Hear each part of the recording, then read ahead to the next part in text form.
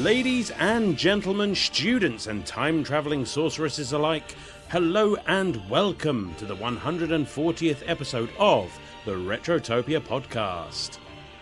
My name's Alan, and today we are talking about one of the most divisive entries in that world-conquering JRPG series, Final Fantasy. That's right, it is of course Final Fantasy VIII, which is a game that is probably loved and hated in a pretty much 50-50 split in the gaming world. And let me tell you, there is just as much of a divide between the hosts here at Retrotopia.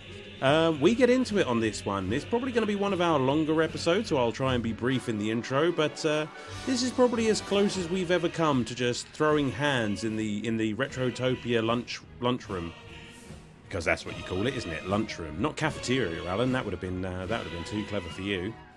That being said, if you are only interested in the Final Fantasy VIII chat, and why wouldn't you be, you can probably skip ahead about 30 minutes or so and you'll get into the game chat proper, but I recommend sticking around, because not only are our intros fun, there will also be a test at the end, so make sure you study up.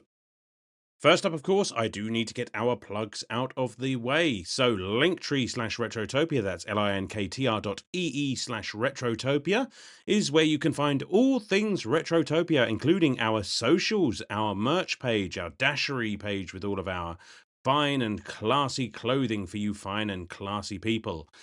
You can find our Discord, and listen, if anything we say in this episode gets your blood boiling, then why not join our Discord and let us know, what we got right, what we got wrong. It's literally the best place to talk to us, and a wonderful place to hang out, actually. Wonderful people in there. You can also find our Patreon. Now, our Patreon is free to join at the base level, and you get access, obviously, to Retrotopia. You get access to Brian and Joe's Retro Bites series every month with an extra topic tacked on for our Patreons there. That's a wonderful little bit of everything, bit of a potpourri of gaming topic show that they have going on over there.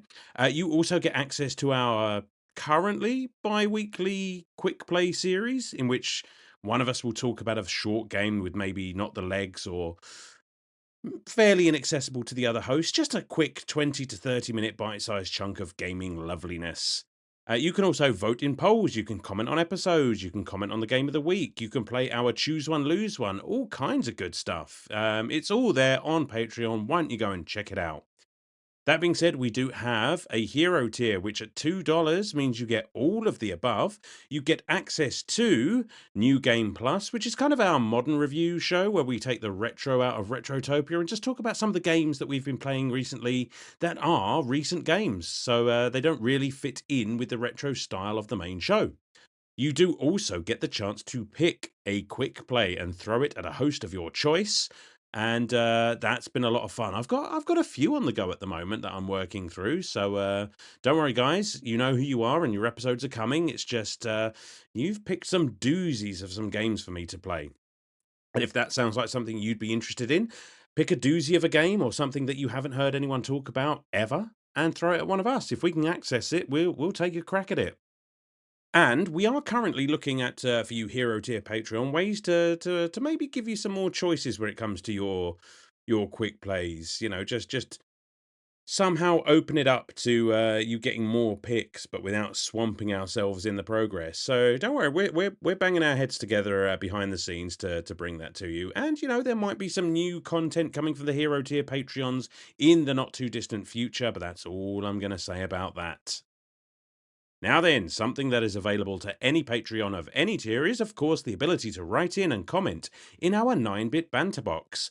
And like the plot and story of Final Fantasy VIII, it is culturally elegant. Take that, Brian.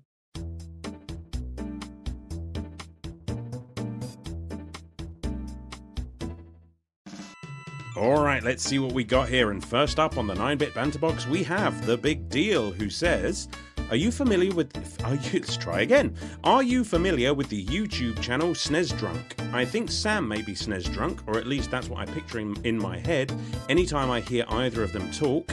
As for you, Alan, I can't help but picture you as John from Nintendo Life, especially if you hit us with a, hello lovely people. I don't know how he says it, I'll have to look that up. Brian is the only one whose voice I cannot place, so who do you think is his vocal doppelganger? No big deal. I've heard of SNES Drunk. I think it comes up on my recommended algorithm on YouTube. I don't watch a lot of YouTube these days. I used to watch quite a lot, like AVGN and stuff like that. But it keeps getting recommended to me. Is that something that I need to check out? I see it all the time. And Nintendo Life, no, I'm not. Again, I might have seen it while scrolling. I don't think I've ever watched one. And Brian, who would Brian's voice? I mean, Brian is a one of a kind, isn't he? He's just one in a million. I don't think there's anyone quite like Brian. And I think if anyone else had those sultry tones, I think we'd sue them for plagiarism, because clearly they're putting it on, because only the Golden God himself, that is Brian, can sound like that. So that may not be the answer you're looking for, but I don't think there's anyone quite like Brian. I love you, Brian. I mean, your opinions on Final Fantasy VIII may be a bit wonky, but nobody's perfect. Munchie says, Alan, first, glad to have you back. Second, did you have a good trip and care to share anything fun/interesting that might have happened? Thank you very much, Munchie. Yeah, I've been back a couple of weeks now. Obviously, the magic of podcasting, of course, means that this is happening a good deal after my holiday, but it was delightful. It was a great time. It's a place we've been a few times before, so it was almost felt like coming home in a weird way.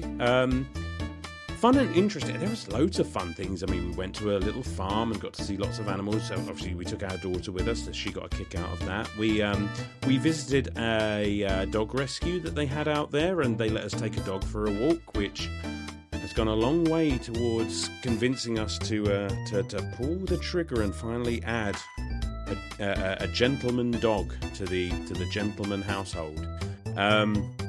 And then we went to a cat cafe as well, which again is another rescue, and you can go in the cage with all the cats there, and they're all available for adoption and really well looked after. So that was a blast. I love animals, any kind of animals. You know, I'm always gonna have a good time. We saw a turtle just swinging around in this massive fucking thing, like look the size of a bodyboard. You know, it was huge. So that was really cool. And one of the weirder things that happened is while we were walking down the strip, and bear in mind, like, the first time we went to this place was like 14 years ago, and some dude called me over, and I looked at him, and he looked at me, and we're just like, I know you from somewhere. And it turns out it was a guy from one of the restaurants we went to 14 years ago, and we both recognised each other, and fucking mad. Like, it's wild how some people just make such an impression on you. That you remember him all that time, because I'm terrible at that sort of thing, but no, I knew exactly who this dude was, and that was crazy. So yeah, small world. Richard Jago says, Alan, Brit to Brit, what do you think are the most defining British traits that denizens of other territories wouldn't think of? We have a few. I think the most obvious is, and it's especially applicable right now, is that we cannot talk about the weather without complaining. The weather is never good enough. It's always either too hot, too cold, too wet, or too dry. There is never a sweet spot when it comes to the weather to the British public. We are experts, proud experts in the art of queuing. Anything that we need to queue up for, everyone knows the rules, and if somebody breaks those rules, they will be subjected to the harshest tutting and eye-rolling that is possible on God's green earth. So it's like that bit in the not great remake of Hitchhiker's Guide to the Galaxy, but it's Martin Freeman's character's like, I'm British, I know how to queue. And it's very, very true. And another thing I'd like to shout out, just in case Sam is listening, is our knowledge that the crisp sandwich, or potato chip sandwich, for those of you across the pond, is one of the most elite food items that's ever been created. Get your bread, put some crisps in between the two, and just go to town. I mean, it doesn't really matter what flavour, although, you know, can't beat a good ready salted inside the bread there, and we'll make a sandwich out of anything. The Brits, I think that's another one of our defining traits. We can make a sandwich out of anything, and they're always brilliant. Hooli says, Alan, my good sir, I hope you enjoyed your vacation. I did. This week I want to talk to you about food, specifically the man named Jamie Oliver. I watch a lot of cooking shows and he is a controversial over some of the stuff he does. How do you feel about this man being one of the main reps of UK chefs? I won't bring negativity, but I will say my opinions are not great. Hooli, neither are mine. If I'm honest, I mean, I don't really pay much attention to Jamie Oliver. I mean, I've tried a couple of his recipes in the past, and they've turned out okay. I think it's like anything. He has things that he does well, and he has things that he's just absolutely abominable about. I mean, if you've ever watched Uncle Roger on YouTube, one of the few things I do watch there, He has some very strong feelings about Jamie Oliver's Asian cooking. I think the thing is with Jamie Oliver is that back in the day, when he rose to popularity, there wasn't a lot of options around. You know, these TV chefs back in the day were fairly thin on the ground, and these days, like, you can find expert chefs just on Instagram, on YouTube, and, you know, everyone's got cooking content going on right now, and you really get an idea of, oh wow, like, it wasn't necessarily that this was good, it's just all that there was at the time. And, you know, I think Jamie Oliver has been surpassed many times over by a lot of the stuff. I love a good cooking reel. It always seems to know when I'm hungry as well, the bastard. But yeah, not great. Fairly forgettable, I think, is Jamie Oliver. Although that video where he's trying to convince the school children not to eat chicken nuggets and it backfires in his face is just hilarious. Good viewing, that. Blaine the Hoagie Man says, Alan, if you could take a character out of Final Fantasy VIII and replace them with another Final Fantasy character, who would you choose and why? Also, they don't have to be from the main party, it can be any character from 8. You know what, I didn't even have to think about this one, Blaine. I'm swapping the Cids. I'm taking Headmaster Cid out of Balamb Academy, and I'm replacing him with Cid from Final Fantasy VII, because the idea of that Cid having to be in charge of however many students, children basically, that they have in Balamb Garden just sounds like a very quick way to kill the man through stress. I think it would be hilarious watching him trying to deal with the day-to-day running of a school. Don't you think? Just being told off for smoking in the corridors and try not to swear every 5 minutes. Yeah. Cid for Headmaster Cid. That's my answer. Retro Salvage Games, whose sidebar is the official retro gaming store of Retrotopia. If you're ever interested in any of the games that we covered, why not check out Retro Salvage Games and see if he's got it for you. Great stuff, great friend of the show, and we love you. 10 Gallon Alan, he says, now that you've experienced the glorious Spider-Man and X-Men Arcade's Revenge, may I suggest another exquisite Marvel's SNES title? Cock that up. X-Men Mutant Apocalypse, another one of my absolute favourites from my childhood. Us kids were eating pretty good with our Marvel beat-em-ups in that era, weren't we? Glad you're home safe, and blessings to you and your family. Blessings to you and yours as well, Retro. Yes, so this is one of the ones that I have recently taken on for a quick play.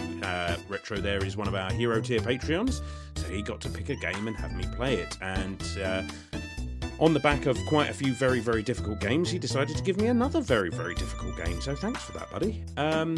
But I'll save my thoughts for that when the episode comes out.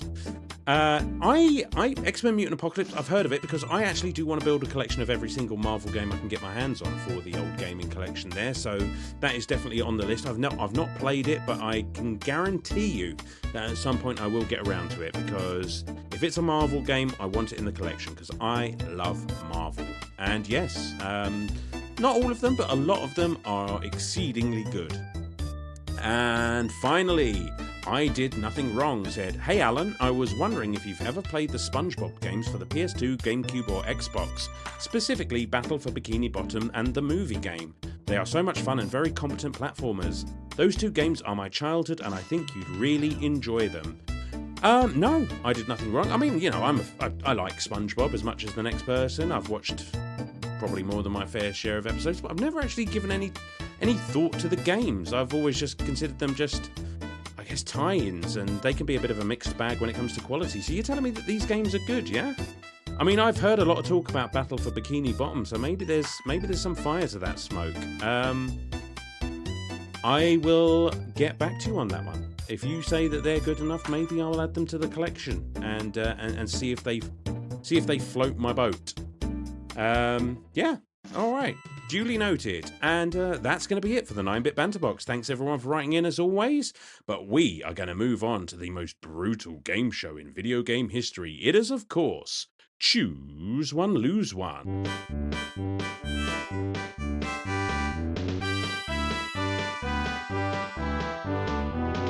Ladies and gentlemen, roll up and choose your power-up from the game of the week.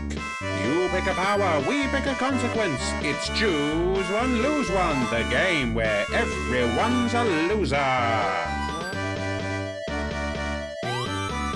Oh, thank God for music breaks because I can finally get some water in. I mean, I know I'm talking quite fast, but I want to get through this because I'm acutely aware of how long this episode is going to be. But let's get into it. Choose one, lose one. So, Super Dave says, I want 100 GFs who really, really, really, really, really love me. And before I get into how you're going to lose this one, I want to shout out the Almighty Dog. That's how it's spelled, Almighty Dog, who actually brought up that this was an anime because otherwise I'd have had no idea what you were talking about. And I think I've got the general gist of things. So I'm going to say, yes, you can have 100 GFs, but you have to use them all equally or they'll die, which I think is what happens in that anime. So basically, every time you use one of your GFs, you have to use all of them. So you have to sit through every single GF animation in full, all 100 of them, and you have to watch. So I can't see that eating up too much of your day. I'm sure you'll be fine. Good luck with that. The Big Deal says my Final Fantasy knowledge stops at 7, but I assume this game has an airship, right? I'd like my own airship, please and thank you. Done, The Big Deal. You have an airship. It's the Final Fantasy VIII one. So you have to go to outer space to find it. I don't know how rich. Maybe see if you can tap up old Bezos there to use one of his rockets. They look perfectly safe, don't they? It's up there. It's waiting for you, buddy. You just have to get to it. Munchie says, can I get a gin blade? And that's his words, not mine. Can I get a gin blade? I don't care that it's dumb and kind of useless. I just think it's neat. Well, because you said gin blade instead of gun blade, I'm going to call you up on that. So you have a blade that fires gin, which sounds fantastic. But now you are too drunk to use it and accidentally lop off your own leg. Never drink and gin blade. Guys, it's dangerous stuff. Richard Jago says, I will choose the ability to make all the people who chat about the gunblade being dumb understand that actually they are wrong and it is in fact dumb for a totally different reason than the one they keep talking about. That or the ability to draw from my enemies. Well, I mean, we get into the gunblade, don't you worry. You can have your first one, except now we've got a whole different conversation that we need to have about the gunblade, and that's going to take up another 40 minutes of the episode. So now this thing is going to be about 3 or 4 hours long. So I hope you've carved out a good chunk of your afternoon to listen to this one. And as for your ability to draw from your enemies, you can draw magic from your enemies, but you also get all of their fears and neuroses and all of that, and they are cumulative. So every time you draw something from your enemy, because we're all a little bit on a spectrum, aren't we? I don't care what anyone says, but you get all of that. All of that. So please don't draw from me. I don't think you'd recover. Blaine the Hoagie Man says, I'll have a dog, please. Blaine, kind of hard to fuck this one up for you. I mean, God, sidebar. We are pretty close to the point that we have actually been window shopping for dogs. So watch this space. But okay, you can have a dog, Blaine the Hoagie Man. It's going to be a rescue, of course, because that's the best way to go about things. And I got this rescue dog for you from the Arkley Mountains, somewhere near a place called Raccoon City. So yeah, I'm sure that's perfectly fine, right? Enjoy your new dog. Speaking of the dog, Almighty Dog said, I would like a good sandwich. Well, yeah, as I've established, we're Brits, so we know a good sandwich. Unfortunately, I can't get you a sandwich, I'm afraid, but I can get you a delicious hot dog. Is a hot dog a sandwich? Discuss. Let us know in the Discord. But I will get you a good hot dog. The problem is you have to rush to the cafeteria to get it in time, and I'm pretty sure they already sold out. So it's there if you're quick enough, but I don't like your chances. Isaias says, I just want a real life version of Triple Triad and to be good at it. You are good at Triple Triad, and you now traverse the world, and every person you talk to, you offer to play them at cards, and it starts winding people up so much that they want nothing to do with it, and you are a social pariah. You are basically, what's the word? Excommunicated from society for your desire to play cards with literally everyone at all the worst possible times. Um, so yeah, you're really good at it, but nobody wants to play it with you. So there you go. I did nothing wrong once. A peak 10 out of 10 intro cutscene. You can have it. You can have a peak intro cutscene and everyone loves it. The problem is that's all you get. Because after that, everyone has absolutely no idea what you're about. They don't understand you. You are the most misunderstood person in history now. And that's a shame because you started off so well. And it all kind of went downhill from there. And Sharkbite says, I would like to have Quistis, please. Done. You can have Quistis. Now, she's the blue mage of the party, so you're going to have Quistis after she's absorbed the abilities of a Marlboro. So, good luck with that morning breath, my friend, because that is going to be an absolute fucking killer. Oh my god, we didn't talk about the Marlboros in this game, but is there any worse enemy in Final Fantasy? I fucking hate those things. Bad breath is just the worst attack ever, and I will not get off of that. Right, and that'll do it for Choose One, Lose One, I think. Well done, everyone. Thanks for playing. How are we doing? 20 minutes. My god, I am really overcooking this thing. So we're going to move on now to, of course, me with the Gentleman's Interlude.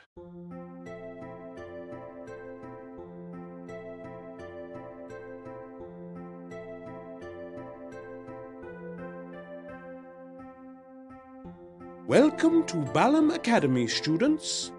It is my pleasure, as Headmaster Sid Kramer, to welcome you to an institution dedicated to discipline, growth, and the pursuit of excellence. Whether you have arrived to become a seed candidate, develop your talents, or simply discover your place in the world, your journey begins here. During your studies, you will attend practical combat classes, field examinations, and live training exercises that may take you far beyond our shores. Some of you will travel to distant cities, encounter unfamiliar cultures, and participate in events whose significance may not be immediately apparent. You may find that history is not as fixed as it seems, and that the choices of a few individuals can influence the fate of many. Our curriculum places particular emphasis on teamwork. The friendships you forge in classrooms, dormitories, and training grounds may prove as valuable as any weapon or technique. You will learn that leadership comes in many forms, and that strength is often found in understanding others rather than overcoming them. The Academy itself was established through a collaboration of remarkable minds, and many of the systems you will encounter were designed by a talented development team under the guidance of Yoshinori Kitase, with scenario work by Kazushige Nojima and character designs by Tetsuya Nomura. Their efforts ensure that your experiences remain memorable, even decades after enrollment. You may also notice that our training methods make extensive use of guardian forces, junction systems, and unusual examinations that occasionally seem to bend the rules of reality. This is entirely intentional. For those curious about our history, Balamb Academy first opened its doors to students in Japan on 11th of February 1999. Before welcoming candidates in North America on 9th of September 1999 and Europe on 27th October 1999. Since then, generations of students have embarked upon the same adventure. Study hard, support your comrades, and keep an open mind. The future may depend upon it.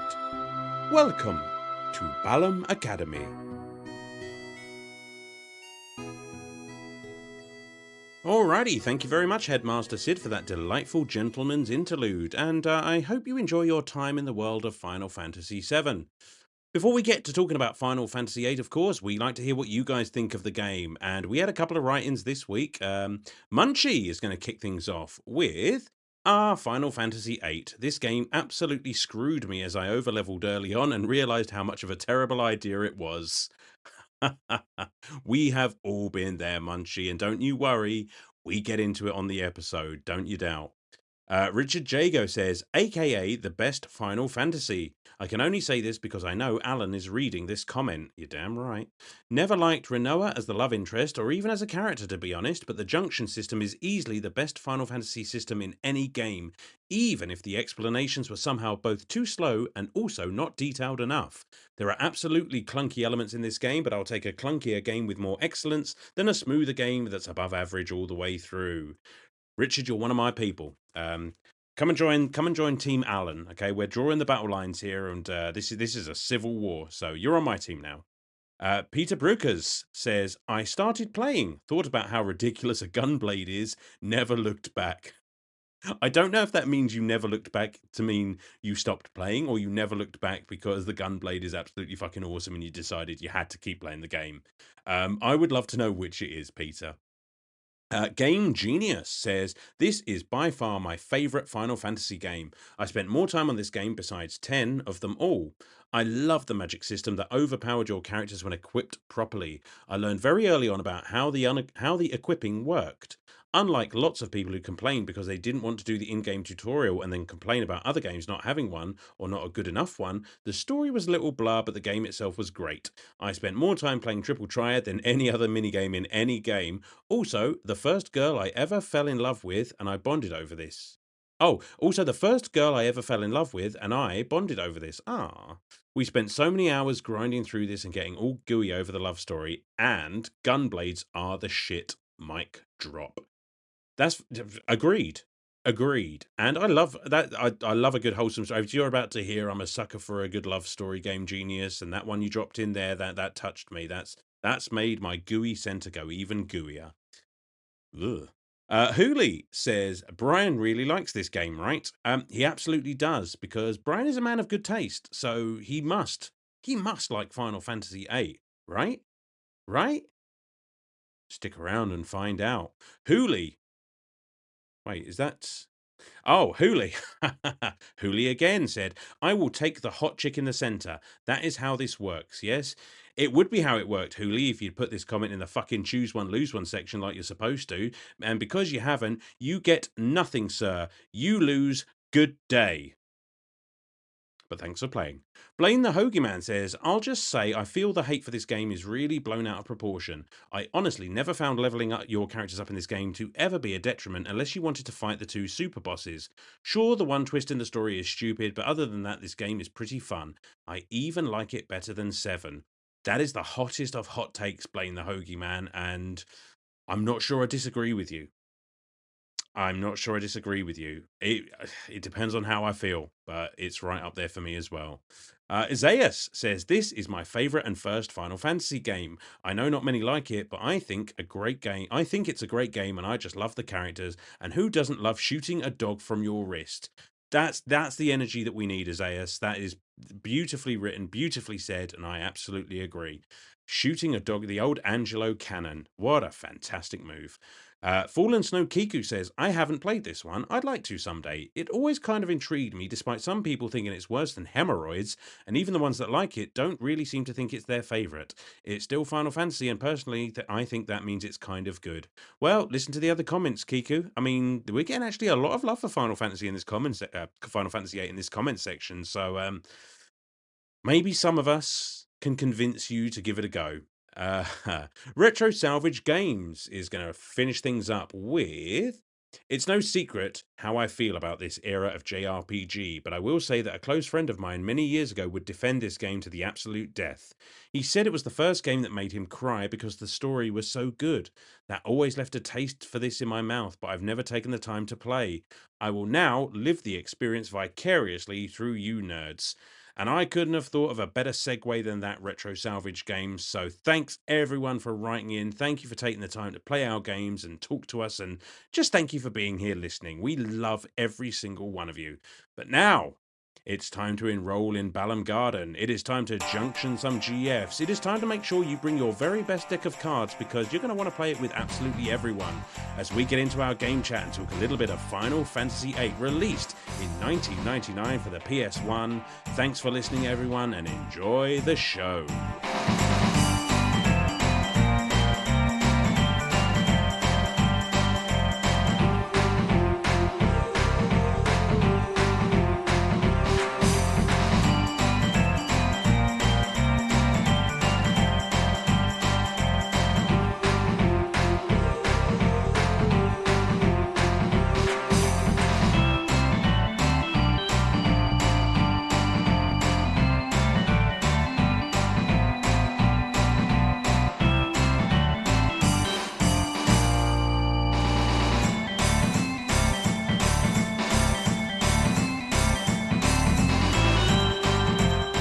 Alright, and we are back to talk a little bit of Final Fantasy VIII for the PS1.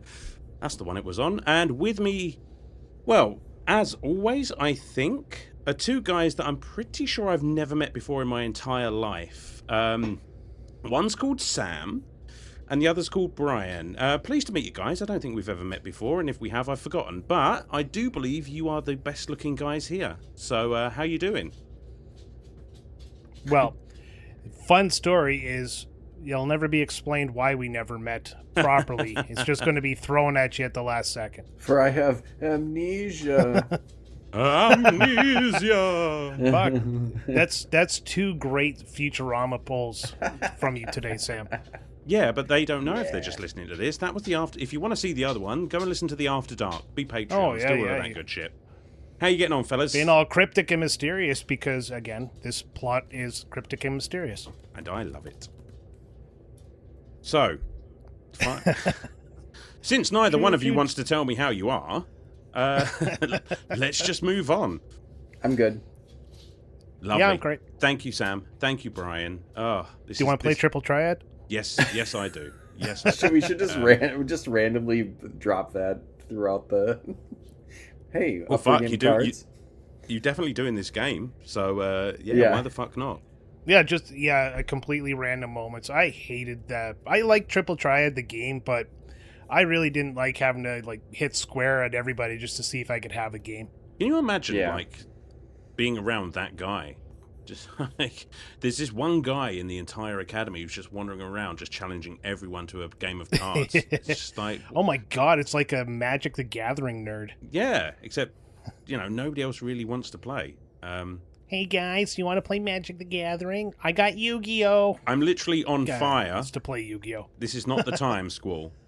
So we're gonna crash into that town. Want to play cards? Absolutely. So I remember when I first experienced Final Fantasy VIII all those many years ago. I have no idea what year it was because I haven't done my homework and I haven't done the intro yet. But 1999. 1999. Thank you very much, Brian. Now shut the fuck up. No. I can't remember if it was Christmas or if it was my sister's birthday. But on one of those occasions, she received Final Fantasy VIII for the PlayStation 1. And because I was staying around my dad's at the time, what the hell else was I going to do? I'll watch her play this game. And guys, I was fucking floored right from the get-go. I mean, we'll talk about that opening cutscene in a little bit. But I'd never seen a game that looked like this before. And it's one of my earliest experiences with a JRPG. Certainly, I'd never played a Final Fantasy game before. So, seeing that opening cinematic and then, just getting little snippets of these characters and this world and just, I mean, only getting chunks of the story, but as it turned out, that made just as much sense. This game really captivated me and just stole my imagination. I've been a fan of the series ever since. What about you guys? What's your experience? Sam, what about you? Oh, yeah, fuck you. Yeah, fuck you, Brian. No. I was a late adopter to the PlayStation because I had a Nintendo 64 and I had a Sega before that, so I was kind of a Nintendo 64 kid by way of Sega, which is a weird trajectory. But I had always been intrigued by all these just the absolute bangers of games that were coming out on the PS1, and one of those was Final Fantasy VII, which I'd heard a lot about. And I think once the price came down, this is towards the end of the PlayStation 1 life cycle, I think I had ended up getting a refurbished one for a birthday. And obviously the brand spanking new at that time. This must have been 2000, I would say, because it came out in 99. I definitely didn't get it the very same year that it came out.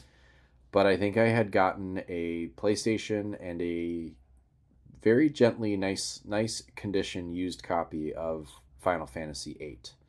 And why not? Because 8's got to be better than 7, right?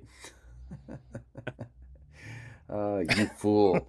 I mean, it was fine. But again, just Alan, like you said, the opening cutscene was very captivating.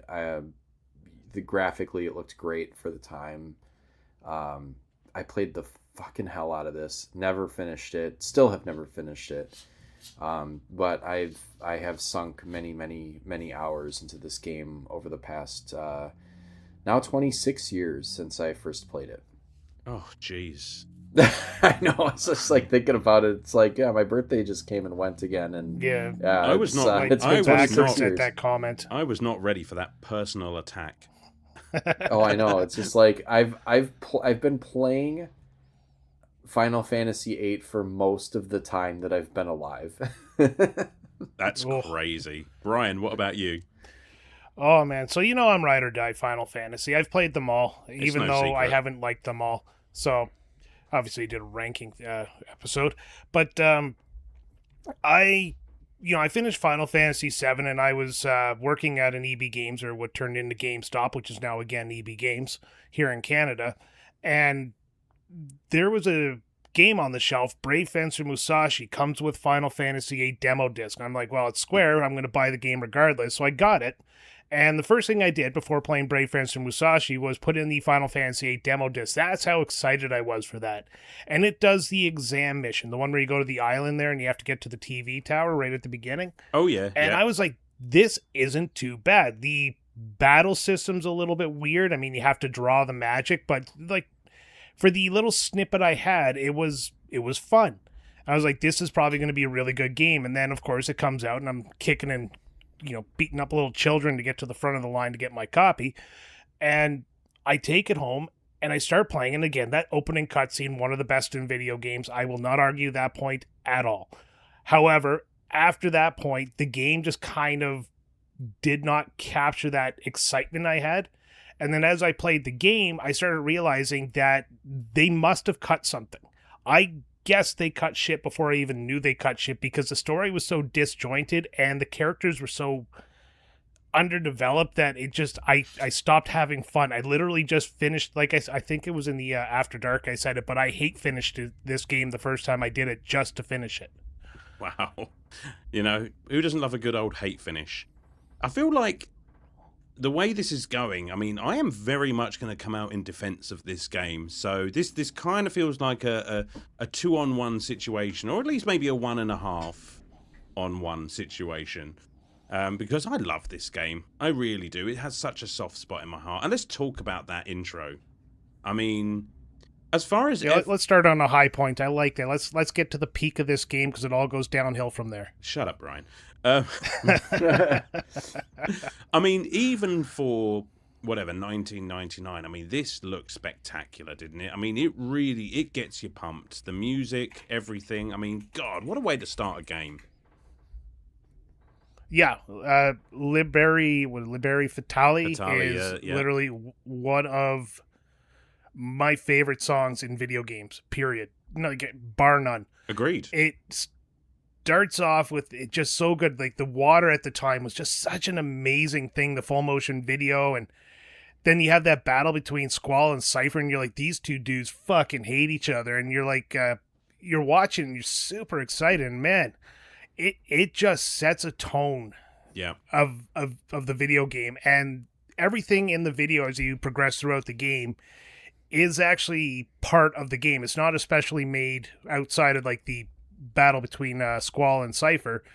Everything you'll actually run into in the game, and it'll be explained if you pay attention. Because, yeah, like the Rinoa standing in the field of flowers, that's explained late in the game. It's just, it was really well done, and it made me super excited to play the game. I mean, the battle between Squall and Cypher is literally what starts the whole game. I mean, it's, well, yeah, it's I get it, but I was trying to say that the other stuff you see in it, like all the stuff that cuts from them fighting, is stuff throughout the game. Foreshadowing, yeah, sure. Yeah, that's the word I was looking for, foreshadowing. Yeah, it's so good. Future telly thingy. That's the one. Good word. I like it. Yes. Or kind of, not even foreshadowing. They just straight up kind of show you what it is. So I don't know what that... Yeah, it's without context, and it's... Yeah. Play the game enough, and you watch the video again, and you start seeing like, oh, I know that part. Oh, I know that part. Which kind of makes, and I'm going to save a lot of the story beats for much later in the episode, because I feel like the story is probably the most divisive part of the game. Well, I mean, it's certainly up there, and we will definitely get into it, because I feel like that does tie into the overarching sort of theme of this entire game. But I mean, to set the stage a little bit, I mean, you play Squall. I mean, well, I say Squall. I mean, you can change your character's name. Do you ever change your character's name on a Final Fantasy? Never. No, me Usually neither. no. Like when I play a Zelda game, I always call him Link because I'm that uncreative. I just take the name that he's given. I just feel Isn't like it it's a Zelda? bit. Yeah. I'm kidding. I think Yeah, if you changing put it in the Link's... original NES cartridge, you get the the second mission or the master mode or whatever they call it, Oh, yeah. Master Quest. Oh yeah. But anyways, that's off topic. I feel but like more it should be interesting than this. illegal to change Link's name. I mean, straight to jail. So yeah, you are a student at this Balamb Academy, which trains up. Now, how do you say it? I've always said seeds. Yeah, I was going to ask that same question because the D is capitalized, so I always said CD because it was never spoken. Oh, But yeah. you watch any video, it's called seed, but they're in a garden, so it makes sense. Plus, he's growing them for a purpose. I don't know. I always said CD. Oh my god! I said it too. How but did I? How did I never put Balamb Garden and Seed together? 26 fucking years, and Brian, Yeah. you've just literally blown my So- mind. Listeners, right now, you just realize his credibility is completely shot, so I shall be the authority on the rest of this game. It's Any definitely excuse. it's definitely Seeds and Garden, but I call it Child Soldiers. Child soldiers, yes, they are a child militia. Not least I a mean- childhood militia that is made out of basically orphans from the Sorceress War, which is a whole big thing that happened in the history of this world, and that's kind of Properly dark. explained. I mean, yeah, it's all in there, and it's like, yeah, well, Somewhere. there was this huge war between nations, and now we're basically training up child soldiers to sort of stop it from ever happening Explain again. right off the hop. And bit weird. So yeah, you're in this school and you're learning how to fight and how to use your GFs and what have you, and then being sent out into the world on missions. And Brian, you touched on the I know I'm talking about story here, and I said I wouldn't, but you touched on the we can let's avoid that part of the story. Just finish your summary there. We'll get into the game mechanics first. yeah, that's probably a good way of going. The story discussion is probably going to take over a lot of the conversation. So if we focus on the physical aspect of the game over the See, story, we should do fine. See, he's keeping me honest. I mean, obviously, it's a Final Fantasy game, you know, so you know the basics of a Final Fantasy game, turn-based combat and what have you. But there are a lot of things in this game that sort of buck the trend of Final Fantasy. Some of them perhaps rub you up the wrong way, Brian. Yes, like the fact that using magic actually makes you weaker That is true. because your stats are tied to what magic you have or you equip, and your guardian forces. Like everybody knows, leveling up in this game is actually a negative, and that right there is one of the reasons why it's the lower tiered Final Fantasy games. I mean, Great you say system in theory, but the draw system itself, like you have to stand in a battle there and you have to draw the magic out of the enemy. Every enemy only has certain types of magic, so you're sitting there getting hit, trying to build up your magic stock, and then if you use the magic, then all of a sudden your stats go down a little bit. It's just Yeah. I don't know who came up with that idea, but they should be shot out of a cannon.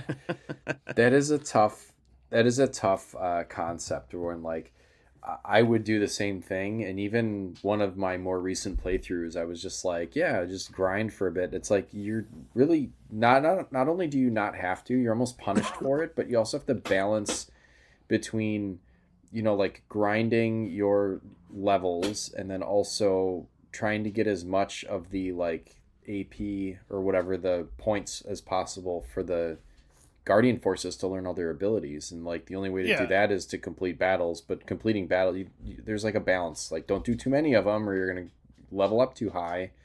And then There's a way to game this system when you have Cypher in your party, and I can't remember the exact thing you do, but essentially it kind of prevents you from having to level up, and I'd have to look it up, but that's interesting. I'll do that while you guys talk. well the other thing I wanted to mention on the drawing too is just like sometimes it's a little trial and error to see, and luckily you can auto junction, and we haven't even gotten to junctioning yet, but Jesus Christ, it's like chicken or the egg. Like, what do we talk about first? There's so You're like much. drawing magic, can tie directly into your stats if you have your magic assigned to different stat points, and that's why the system is kind of brilliant, is because you can, if you play it right, you can not have to level up, and you can have a really, really good party with magic junction to the right spots. But then, like, the other thing is, like, the best magic for attack apparently is Demi, which is like the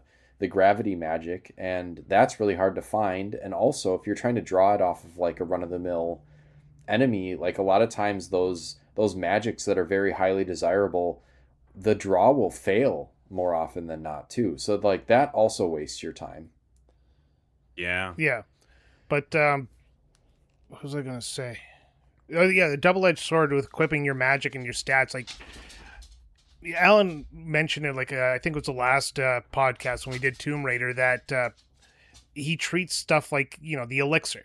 You never use the elixir in a Final Fantasy game, even if you're fighting the final boss, because you never know if you're going to need it after. And it just became something ingrained in our brains. And that's what it does to magic. It makes you never want to use magic because your stats are going to go down. Or you have to figure out how to use the magic that's not tied to your stats. But if you have magic not tied to your stats, why have that magic in the first place?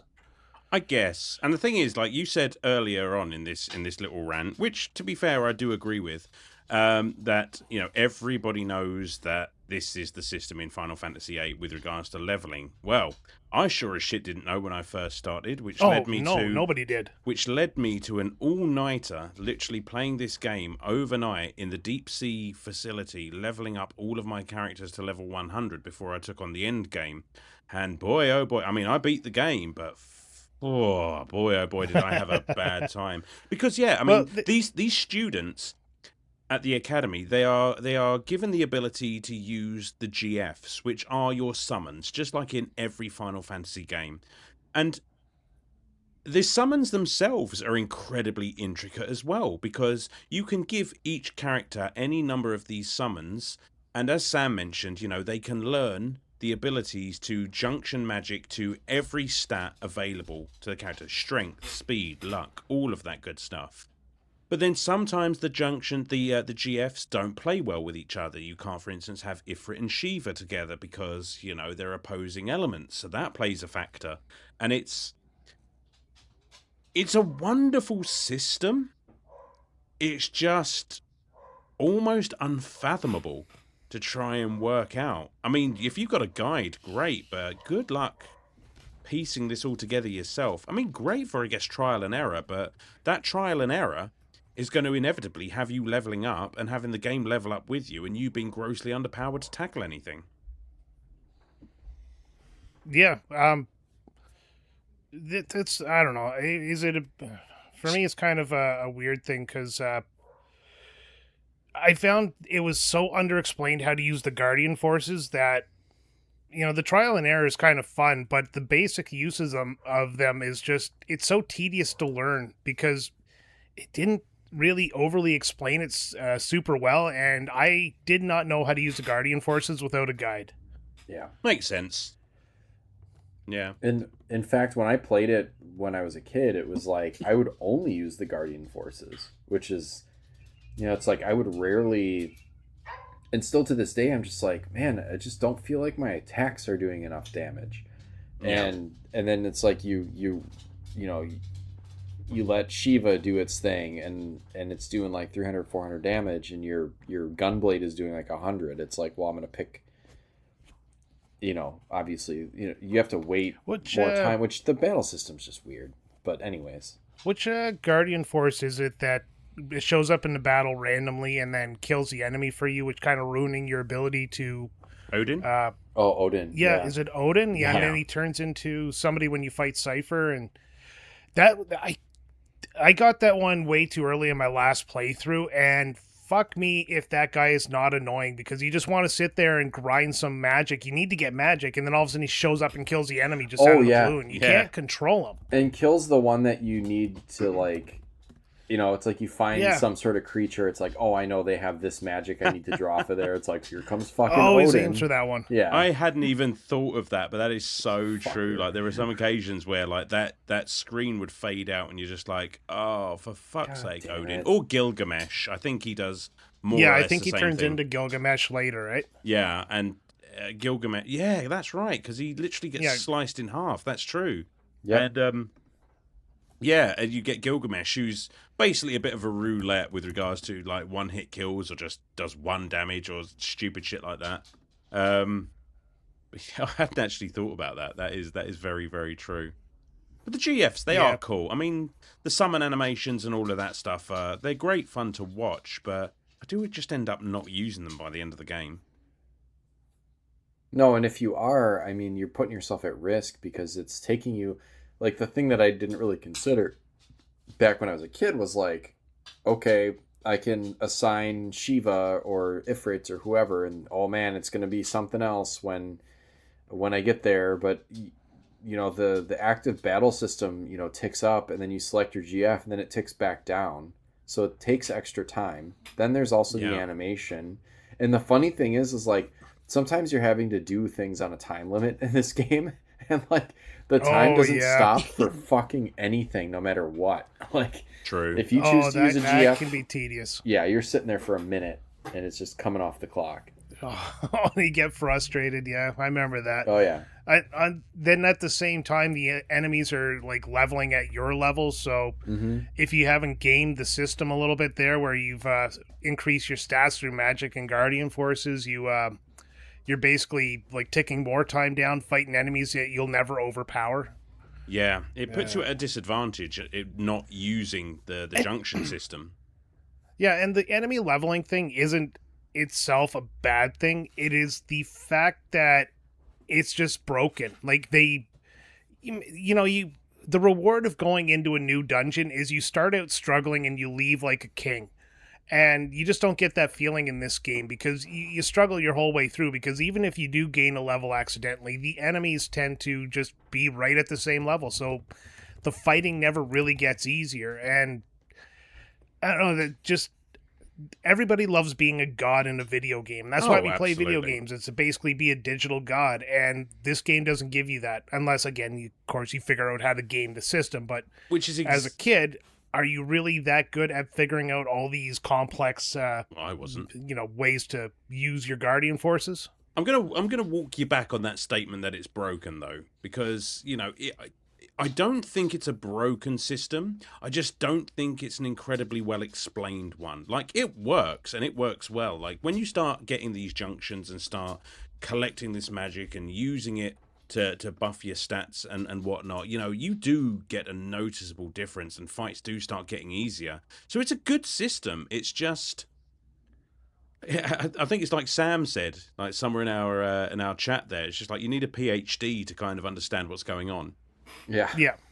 Well, the fact that the really off-putting part of this game is like the beginning is so fucking lengthy, just because they're like, they have to go through and explain this whacked out system that they came up with. Oh, and they do it with that tutorial style of follow the text. Yeah, I mean,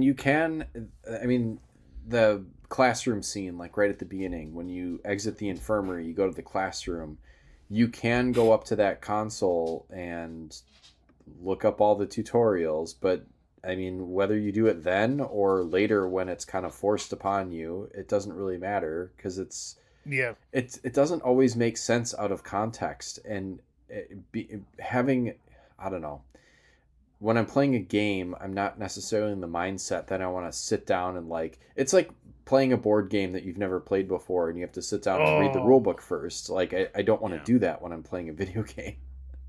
Or worse, you're the guy reading the rules on the board game and nobody's listening. Oh, yeah.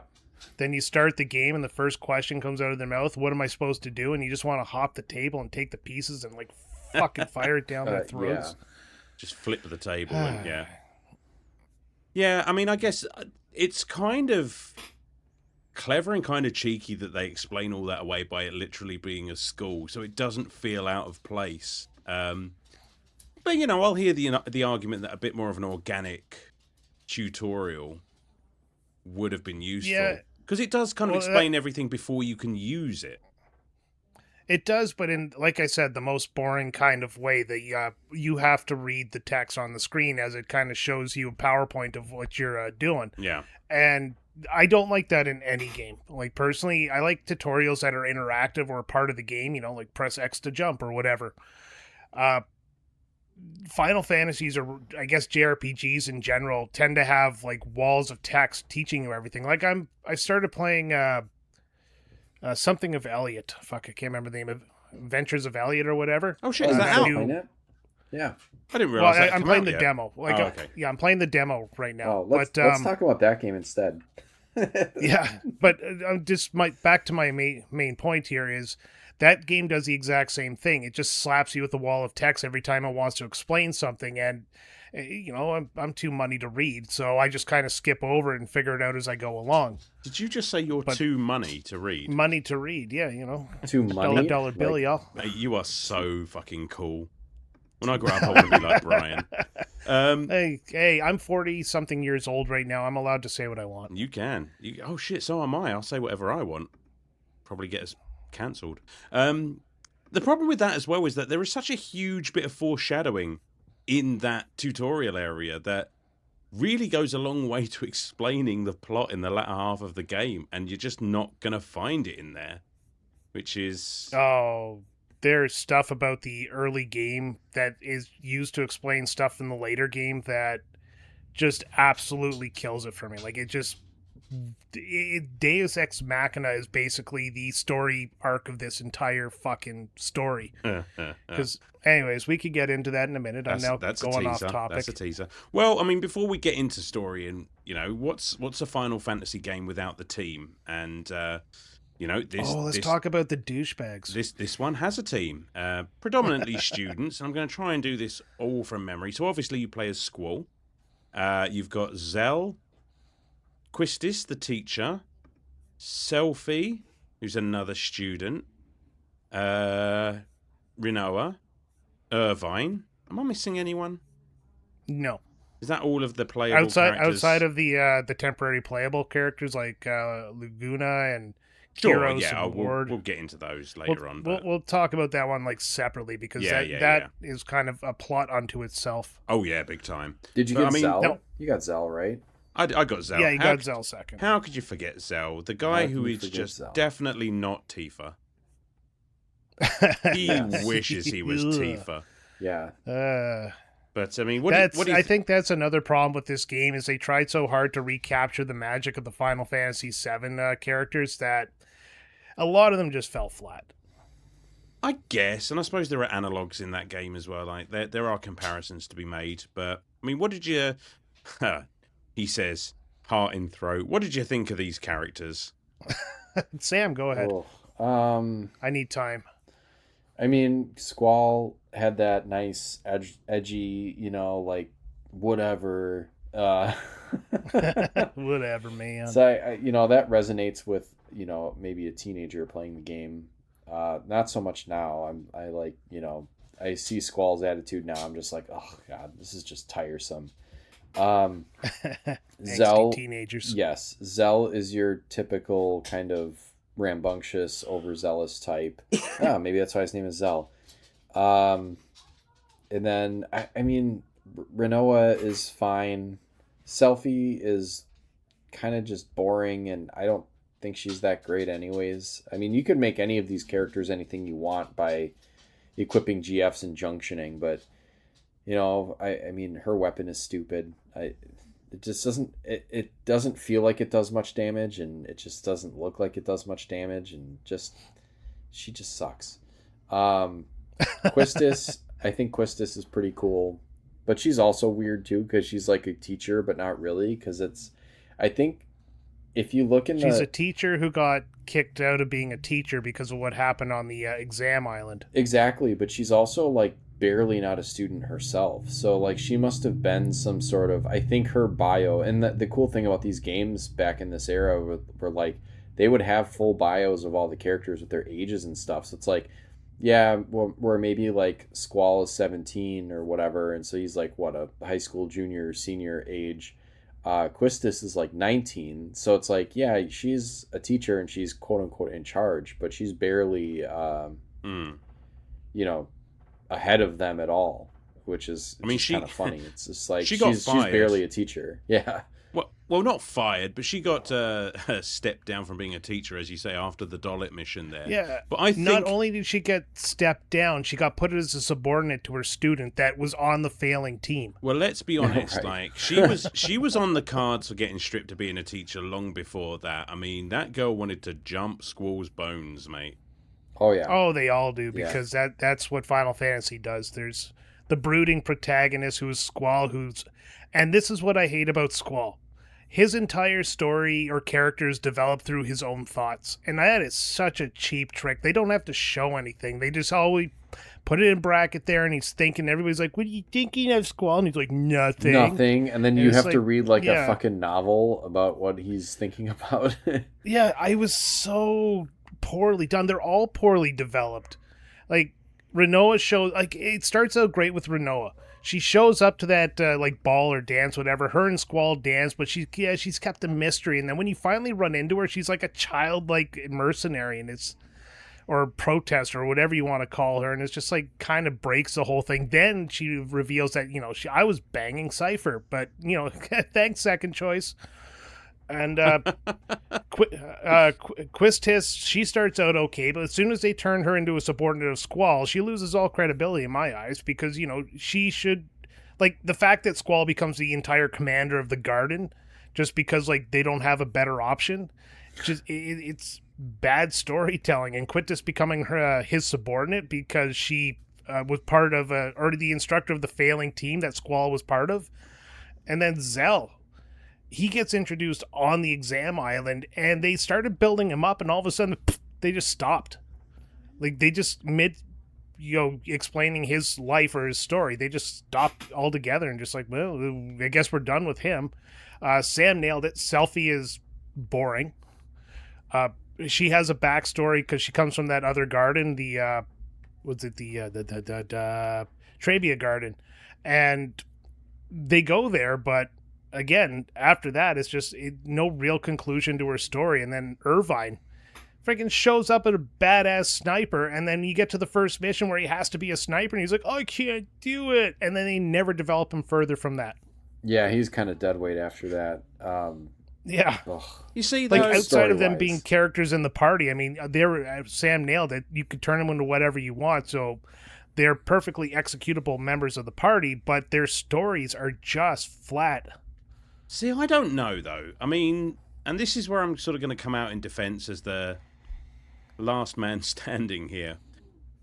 I mean, these are children, basically. These are children thrust into an army, into a basically a war that they don't understand.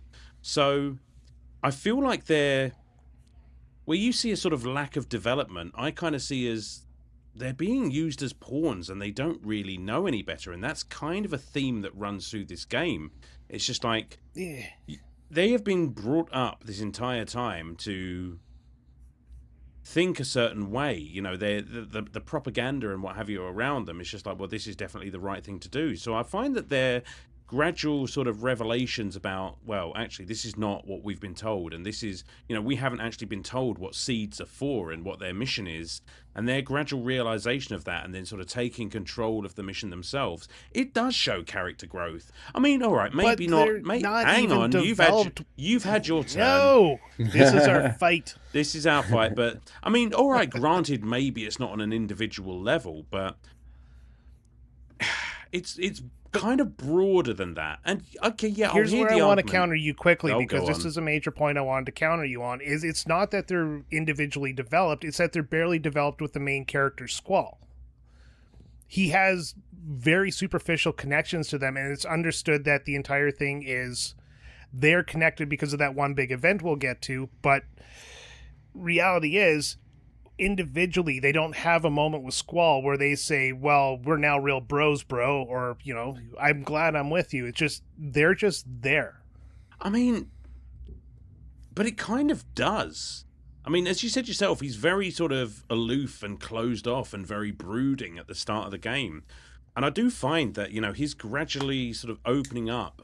And, there is literally no reason, as far as I can tell, for him to be this way, except, that's the teenage way. And listen, it was everything back in the 90s. Like, Puberty, am I right? yeah, am I right? We are looking at this from the perspective of like 40-year-old men, and we're just like, oh, these fucking kids, they don't know what strife is. Just get up and get on with it. Back in my day. I mean, listen, I judge teenagers now just like the rest of us, but back then, there was nothing cooler than being the dark, brooding, mysterious guy. So for me, these characters just fucking landed back in the day. But that must be like a like your part of the world thing, because being the broody, whiny, emo character back where I came from was, mind you, a lot of people didn't like video games back then. So I guess I relent on that point simply because the circles I hung around with, they're all into sports, drinking, and having sex. No, I was one of those emo nerds that was just like, oh, the hell with the world. I'm just going to sit here in a corner and write poetry. I never wrote poetry, but because I'm not very good. But yeah, I mean, the gradual sort of going from like these soldiers that are thrown together at the start of the game to like a genuine team by the end of it. Okay, I'll grant you the story just like it does jump a little bit and just take some liberties with that arc, but they do get there and it makes sense. And I don't know, I've just got a lot of love for these characters, more than some of the others from some of the other Final Fantasy games, if I'm honest, because I just find them to be very flawed and realistic.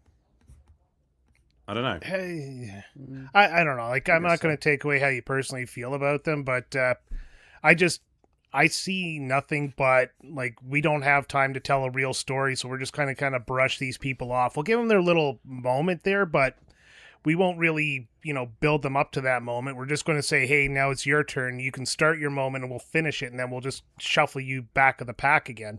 Now, like, obviously Squall, Rinoa, and Laguna, their stories are developed.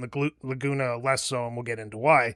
But, I mean, the whole story is Squall and Rinoa falling in love and then banging in a spacesuit. But reality is those two spend so much time in the will they won't they phase of the story that it just gets kind of like just go ahead and fucking do it, and don't tell me when you do, because I no longer give a shit if you two get together. Don't care anymore. You took long enough that I no longer give a shit. It's just, like Final Fantasy X, you look at Yuna and Titties. You look at their relationship and how it all culminates, and it was built up through the entirety of the story. They first meet, they get to know each other, events happen that creates, connection, and then it gets to that, famous scene where they're in the lake, and that's the moment they, finally hook up and do it without spacesuits. But that's literally what happens in this game. But it's not, because they start talking, but he's such a brooding pussy that he just sits there and talks to himself the entire time. And he should have wrote poetry, because at least he could have got some emotion out. I mean, to be fair, like, I don't necessarily see now I don't anyway see what Rinoa saw in Squall to begin with, because just like, if that were me, he had a gun blade. Wow. She has a type. Yeah, fair play. It's just like, this guy's a bit of a dick, but all right. But no, I have to come out in defense of the love story. I think it's the best part of the story. It's not the greatest one I've ever seen in my life, but I think it works quite organically. I don't know, like I'm saying, it is like the best part of the story is when they finally do ramp up that that connection, the emotions. When Rinoa is knocked out and Squall has to like get her revived, and all of a sudden that's like the culmination of that plot. But from up until that point, Squall just continues to be this like into his own mind character that can't outwardly express himself. And they really should have like changed that early on in the story, so he didn't have to learn his character through thoughts. It just piss poor character development, in my opinion. I don't know. I mean, is there any better way to learn a character than by what they're thinking? I mean, that Yeah, seems but it incredibly takes them intimate. out of the universe. Like, okay, do you feel yourself being Squall? Because you're not really thinking what Squall would be thinking. You're seeing what Squall is thinking. So you're looking at a character through a different lens. Video games put you in the shoes of Cloud Strife. They put you in the shoes of Master Chief. They put you in the shoes of the silent protagonist. And this game doesn't do that. They let you see the main character as if you're watching a movie. It's I an have internal a thought monologue. on this. Go on. Yeah, Go on, Sam. this Weigh internal in. monologue, like when I'm playing and I guess I am quote unquote Squall. You know, you're seeing what he's thinking. If you're, I guess, like if you're more of a, and maybe Squall, maybe we can consider Squall to be a compassionate person, but he's hiding it or he's trying to bury it. You know, you might be sitting there like screaming at your screen, like, just say what you're thinking, you know, like, Yeah, you can see absolutely. that you're seeing that development. The other characters aren't, and eventually maybe they do, but you're sitting there as the player, like, oh my God, like, I wish he would just speak up, and maybe if I play on, he'll actually voice some of these thoughts that he's having. But I don't know. how many times does he have to be asked, what are you thinking? And he just goes, oh, nothing. And then the game carries on with the story. Yeah, I mean, I'm But not you saying it's know a what he's perfect. I'm not saying thinking. it's That's the thing. perfect. That's I'm what- just, yeah, I'm just trying to Yeah, rationalize. you do, but there's no connection to the other characters because it's like, I really feel strongly for these characters, thought Squall. Never Thought tells the Squall. other characters. The other characters are sitting there like, okay, what are you thinking about? He's like, nothing. I And then don't he know. goes and he, I- writes his poetry in his room. I mean, I'm definitely with Sam on this one. I mean, it just, Of course you are. well, of course I am. It just feels, you do get that frustration. You're right. I mean, I'd never actually thought of it like that, but it is just a way of like, oh, come on, dude, just like, I know what you're thinking. Just tell them what you're thinking, and it Right. really I'm not sells. saying I I that- like. I'm never not saying felt I that like way. the concept. I'm just saying that it's like it is kind of a Okay. immersive. Well, I'm just saying like that's maybe that's why they did it, is that it kind of immerses you in this character, and then you can see, you as the player can see that he's, you know, I more than see an the aloof. opposite.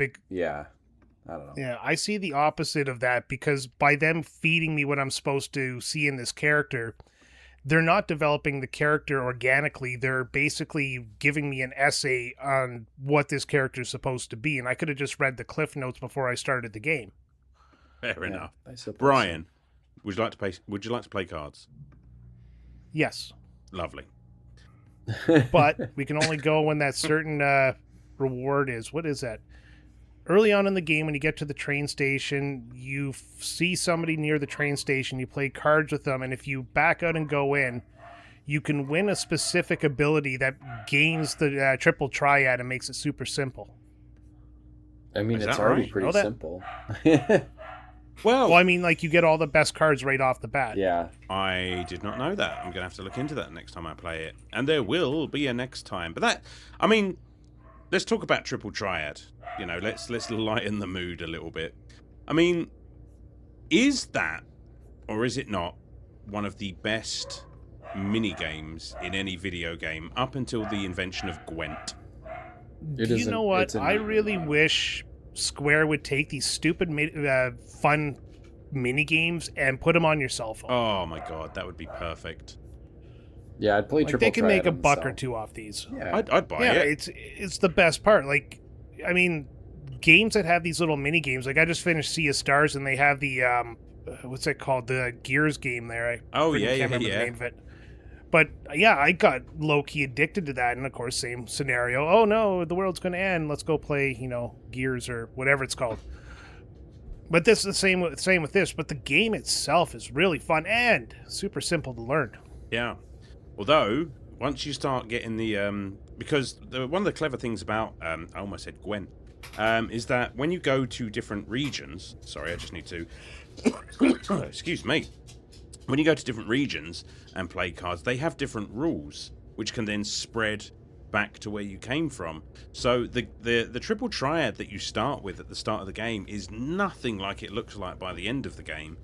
And sometimes it can get very, very convoluted and sometimes very frustrating when you've spread a rule that you didn't mean to. Oh yeah, there are some rules that like the first rule that I encounter. One of the first ones I think you can encounter in the game is playing with your cards flipped, which that is kind of a clever way to like. Okay, so in this region, you play with your cards face up, and that way you can see what your opponent has, and it kind of helps you strategize where you put your cards. Um, when you're playing with your cards, when you can't see your opponent's cards, it makes the game a lot harder, like an actual card game. And then there's ones where it's like elements come into play, and Oh, there's times when I'm like playing the game standard, like, oh, here I am, I'll just put this card here and I'm good. And then your opponent will put a card down and like flip every single card on the board. It's like, what the fuck just Oh, happened? that Some of those chain rules are reaction crazy. is the Yes. most crushing thing that can happen, especially because 9 times out of 10 you're playing for a specific card because there are Yep. monster cards and there are character cards, and you want those character cards because they're the most powerful ones and can be used to refine into some quite useful items for building up the ultimate weapons Yeah, and magic too. and magic too. But it can be so frustrating when you think you're on the cusp of winning and then they just put down that one card and cascades you back to square one. That is a really speaking of the refining cards back into magic or items to upgrade your weapons, that is a really clever way to incorporate what is otherwise a pretty just very basic side questy type kind of bonus into something that can factor into your gameplay. Like, yeah, you want more of this gravity magic. Well, you find out that one of your guardian forces learns an ability to refine magic out of cards, and then you find out that one of those cards is what something you can funnel into your attack magic, and then you find someone who's got that card. It's like, yeah, you could definitely just kind of spam playing that player and get a bunch of that same card and then refine them that way. Surprisingly That's deep. that's a way that like you don't have to just rely on, we did complain a little bit up top about like getting into battle and sitting there and drawing magic and drawing magic and drawing magic. It's like, well, there are other ways to get it, which is good. I mean, it doesn't make any of those particular ways to get that magic less tedious. It just means that there are other ways and that everything is kind of incorporated, which I don't know. I keep like trying to be positive and then think like, but it's also kind of a pain in the ass also, but it's nice that it's there. Yeah, because I mean, it could have just been a mini game. The fact that it ties Yeah. in so tightly with Right. the rest of the gameplay, like it is an incredibly well-structured game as a whole. Yeah, it gives it reason to be there. Yeah, I mean, everything ties into everything else. It's just you really need the patience to figure out how everything interconnects. No, I remember last playthrough, I went to that first guy, like you get the deck of cards right at the outside the classroom, and I went to the first guy I found and I played the game and I lost 3 times in a row and I didn't have enough cards to play anymore, and I was just like, yep, I'm fucking done, and I just carried on and never played the game again. Well, I suppose a really good way to it's a good way to grind without having to actually do battles and then potentially level yourself up. Like if you're avoiding trying to level yourself up and you need to like fight a bunch of enemies to see if you can get the random drops or whatever, then that's where your abilities with your GFs come in, that you can refine either magic or items to turn into magic or whatever. There's like refined items, you can turn items into magic, you can turn I think maybe you can turn magic back into items. There's like all kinds of ways to like cross purpose all of your stuff into other stuff. Yeah. Yeah. I mean, again, good luck like figuring out what becomes what without a guide, because otherwise, Right, that's why you need the guide, is because you need like full on spreadsheets and tables to figure out what all goes into those whatever. fucking It's like, Prima guides are worth their weight in gold. I know. I mean, I would try to, and upgrading the weapons involves a lot of like getting one of, you need like a spider web and 3 screws or whatever. It's like, well, the screws are being dropped here, you can buy them here or whatever, but the spider web is like only in the forest you have to fight this weird thing, and if you have a certain ability you can get it, or it's a random drop. And if it's a random drop and you're relying on that, then you're grinding in a game that kind of punishes you for grinding. So it's like you have to find a way around it, and yeah, without a guide it's tough. I mean, the game is beatable if you like ignore all of the junctioning shit, but it's maybe not quite as much fun. And you just said like going into the forest there, and it instantly flashed to the training area inside of Balamb Garden, Right. where you accidentally walk up across a fucking T-Rex and you're too underleveled for it. Like, I think everyone who's played Final Fantasy VIII has done that. Walked into the training area and seen the T-Rex and gotten absolutely smoked. And Right, but the cool that thing T-Rex is, in particular. once you get it's very susceptible to blind magic. So if you can blind it, then you can pretty much have your way with it. You can beat it. You can draw magic off of it. You can do whatever you want to do, and it barely ever hits you because you. Glad you took the time to define what you meant by "have your way with it." I'm not. Well, I mean, you can do whatever you want. I mean, you can you can run away with it. You can sit there and just draw magic off of it for as long as you want, and then run away. Sam was like so that kind concerned about whether or not he could, he didn't stop to think of whether or not he should. All right. 'Tis a brave man that fucks a T-Rex. There's our newest T-shirt design. I love it. I mean, shall we talk about one of the elephants in the room, the gunblade? Who wants to take a swing first? Jeez. It's a weird. Okay. It's a cool looking. Yeah, thing, Sam, but go it's ahead. weird. Yeah, you go. It's yeah. So, God, I like the gunblade in the sense of how it's used. The time trigger thing there. I mean, it's the dumbest weapon in the world. You have a sword and a gun inside of it. I mean, it's Final Fantasy to a T. It just absolutely belongs. However, and I'm gonna do a little bit of the plot here because this point has to be plot. At the beginning of the game, Sid says, "I can't believe we have 2 gunblade users. They're so rare in the world," and that is never developed on. The gunblade is just a weapon. It is never becomes like the gunblade's the only thing that could beat the sorcerer, or the gunblade's required for this single-use purpose, and there's only 2 of them. And it's just literally like, congratulations, you have a magic wand. We've only had 2 of those people in the last 50 years. Could have been the same thing. It's like everyone knows how dumb the gunblade is. It's like, wow, we Would have you a rather gunblade this giant specialist. sword, sniper rifle, So or this why would anyone use blade this? with a gun in it? Yeah. Yeah, who That's is my this only for? problem with the gunblade. I do like the gunblade, how it plays. I like the fact that it is a time-based mechanic in the battles. It adds to the fights. Can you imagine how shitty that would be as a gun and both as a blade? Like, just in real life, if you were to try to use one like that, it'd just be like, wow, this is awkward to hold. It doesn't shoot well, and See, I have to take my sword to the range to sight it. I've always looked at the gunblade as sort of less sort of gun. Like, it doesn't necessarily fire projectiles, but it uses that thrust to make the attack stronger. I loved everything about the gunblade. And, okay, people moan about the gunblade, and they say it's a stupid thing, it's a stupid design, and I say to them, do you remember when you were fun? Because at some point in the design, some genius said, what about if we had a sword that was a gun?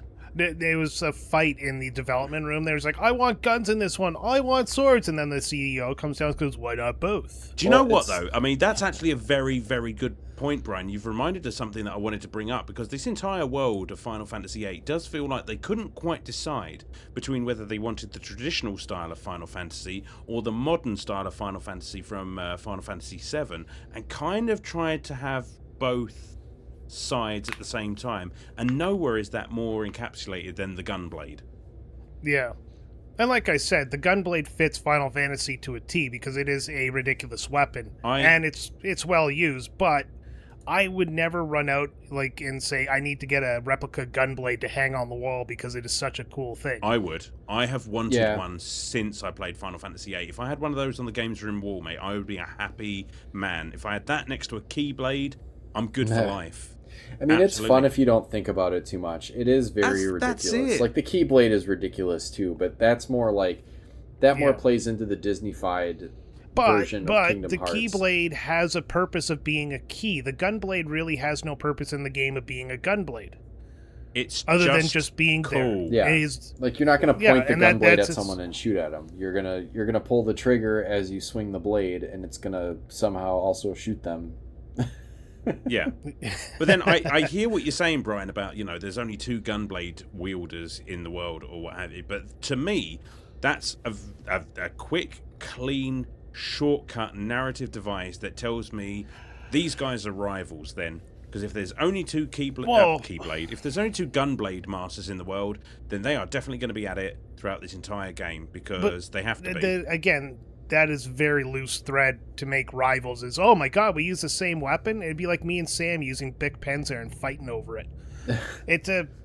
The problem is both of them end up on the opposite side of the conflict, and it's not like the gunblades. Like a gunblade's the only thing that can stop a gunblade. It is never used in the story outside of explaining that these 2 are special because they're the only 2 that use gunblades, and everybody is, what's her name, special little boys, so they could have taught other people to use the gunblade. It's just fucking cool, Brian.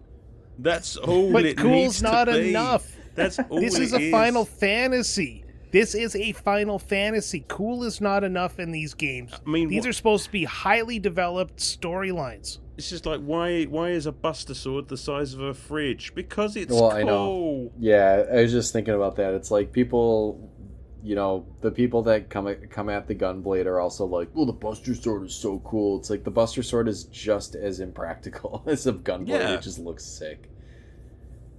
Yeah, I won't argue that point. I've never been a Buster Sword fan either, but Well, yeah. I mean, if you don't like, at least if you it don't like fits the one, you world definitely better. don't like the other. That's for sure. yeah. One day. But again, it's not that I hate the gunblade. I'm just simply saying it is not used in the plot as anything special. It's just window dressing just to make the game have something no other game has. No, I get it. Yeah. Like, if it's such a big deal that these 2 guys have a gunblade, then they should have some sort of an advantage for using it, aside from the fact that they just have it. Had Sid never mentioned that, I can't believe there's only 2 gunblade users in the world, I would have had the expectation that would have paid off at some point. Well, and I did have that expectation. That's what got crushed. Well, here's the other thing, too, that's funny, is, like, the way that you upgrade weapons in this game is a little convoluted. You have to find... Oh, buddy. I believe you have to find the magazines, right? And then, Yep. Yeah. The shops, you can upgrade at the shop, but you have to also hold the requisite items. But having the magazines just helps you to kind of plan for what you will eventually need to upgrade your weapon. But the funny thing is like, there's only 2 gunblade users around. Like, who the fuck is writing a magazine article about how to upgrade them? Like, who's reading that? 2 guys, literally. Right. Yeah. That's all right. That's a fair point. That's Okay. just thinking too hard about something that's meant to just be fun. So It is, but Whatever. I hadn't actually noticed that before, It's so I'm just going to really need funny. time to process that information. I very, love very the gunblade, specific. and It's a very mark my specific words, magazine. I will It got quiet own there one. for a second, so I think Alan was thinking about the next part of the show. I was just having a drink. What are you thinking, Alan? You wanna play a I game mean, of cards? obviously, yeah. Let's play some cards. Okay. I mean, we're going to get into story here in just a bit, but let's just very quickly. It's a Final Fantasy game, and we've already touched on like Liberi Fatalis and stuff like that. It's a great sounding game. It's It really is. It had the Dolby surround sound. It was one of the first games I ever encountered that had that. It had Oh. Dolby surround sound, but you didn't. No, I didn't. It's true, but like it had the capability of like this was somebody did.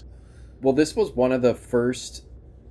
This was when games really started to take that leap to become cinematic, and they really did pay a lot of attention to the sound. I mean, it's across 4 discs, and it's like a lot of that had to do with the fact that there was so much audiovisual content packed into it, and I don't know, it's just, you used to see that Dolby everywhere, and it was just like, oh man, that's got to be a high quality whatever, you know. And you know what I found? Don't quote me on this, but I think, wasn't Eyes on Me like the first ending song that had lyrics?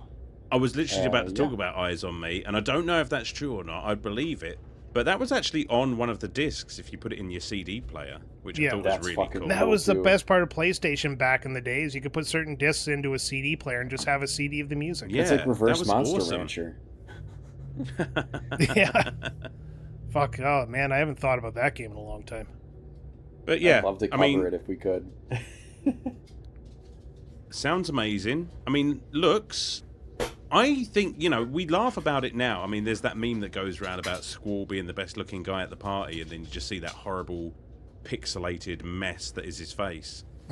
I mean, if you're looking at it that close, then fair enough. But bear in mind that this was the follow-up to Final Fantasy VII, and one of my gripes with that game, which is completely a limitation of the hardware at the time, is just that transition between the looks of the characters, between the different areas, as it were. You know, there's the battle screens, there's the traversal screens, and what have you. Yeah, you got to remember too that Final Fantasy VII was originally being developed for the N64 before they jumped ship for CDs. Not a slight on the game whatsoever. It's and you're right. Like, the characters in this game look absolutely fantastic. They do. For the era, and the fact that they don't change their shape when you do go into a battle, and the full motion cutscenes are even better than they were in Final Fantasy VII. Oh, big time. This game improved a lot in such a short amount of time, like 2 years, and this game is leaps and bounds ahead of what Final Fantasy VII looked like. They were really good at that.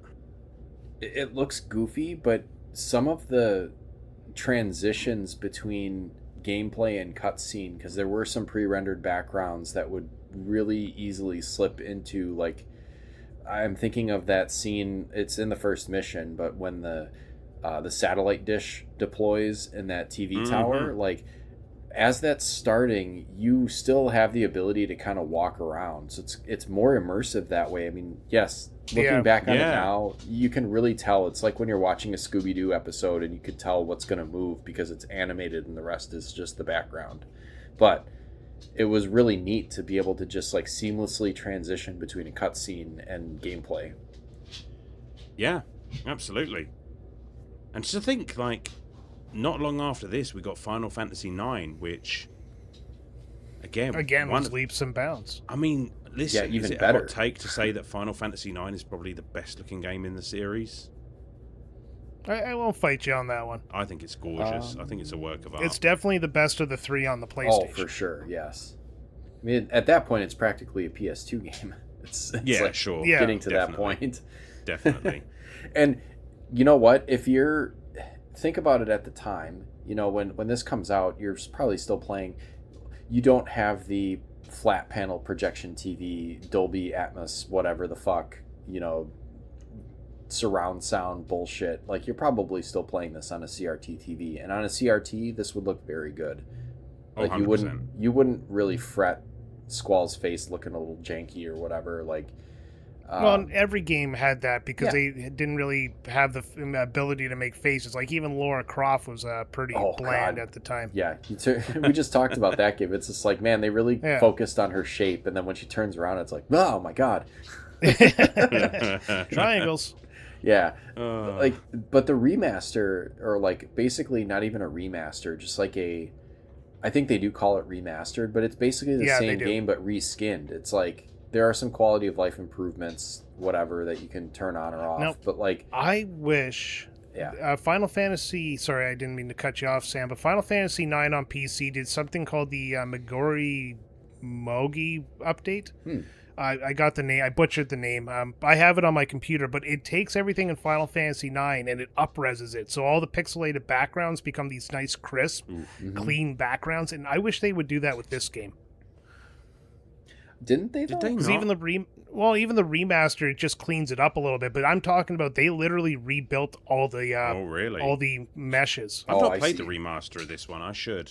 It's good. I mean, it plays exactly the same. It just looks like, if you're looking at it nowadays and you're like, man, this game does kind of look kind of ugly now. Like, it fixes all of that. Like the faces Yeah, are it did. much better looking. Yeah. I mean, again, we talked about it on Tomb Raider, that early sort of PS1. The graphics have not aged particularly well, but I think this is a good. They took a good swing with this. Like, it was very Yeah, ambitious this is still in visually. the infancy of 3D graphics, and Square was like a leader in this department, Oh, yeah. especially.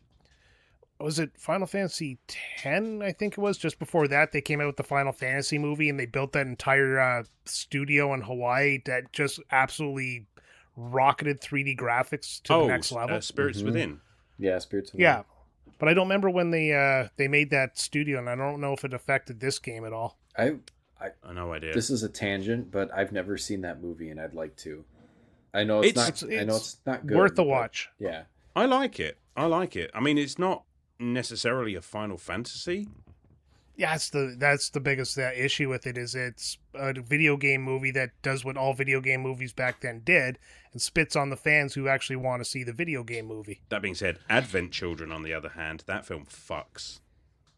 Fucks hard. Yeah, I like Advent Children. Love that movie. It's a weird story continuation, but I really like the visuals of it, and that really fed into like Final Fantasy VII Remake. I think 100%. 100%. Yeah.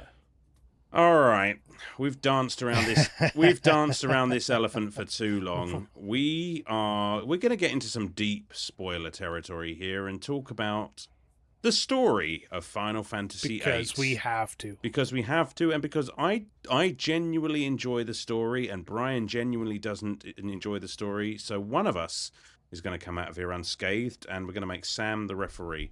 Well, I'm going to be in the middle because I don't understand what the fuck is going on with the story, and I never really cared enough to like really. That's get point, Brian. So go ahead. That point. You can't take a point for Sam's lack of understanding. What kind of bullshit is this? Already starting on a deficit there, Alan. So you each get a point because at one it's a detriment, but also I'm willing to learn. So let's talk about the Dollet mission, because I really enjoy that as a place to start the game. It's basically you're right, actually, because all the stuff that happens in the early game is just kind of tutorial, so we can kind of skip over that. Well, we've kind of already done that bit. Just learning. You go get a Guardian Force and you learn how to use them. Boom, you're caught up. Exactly. So your first mission as Seeds is to go to, I guess, basically help liberate Dollet. It's not your first mission. It's actually your exam. Well, that's true. Well, it's still a mission. Yeah, I guess so. Like potato. This is going to get fucking ugly, mate. I'm just getting myself warmed up. I'll bet. I'm already warm. It's too hot in here. So yeah, this mission is your, and I love the fact that this is your exam and how that plays into your rank as a seed. And we didn't talk about how that ties into how much money you make as well. That's a whole different thing.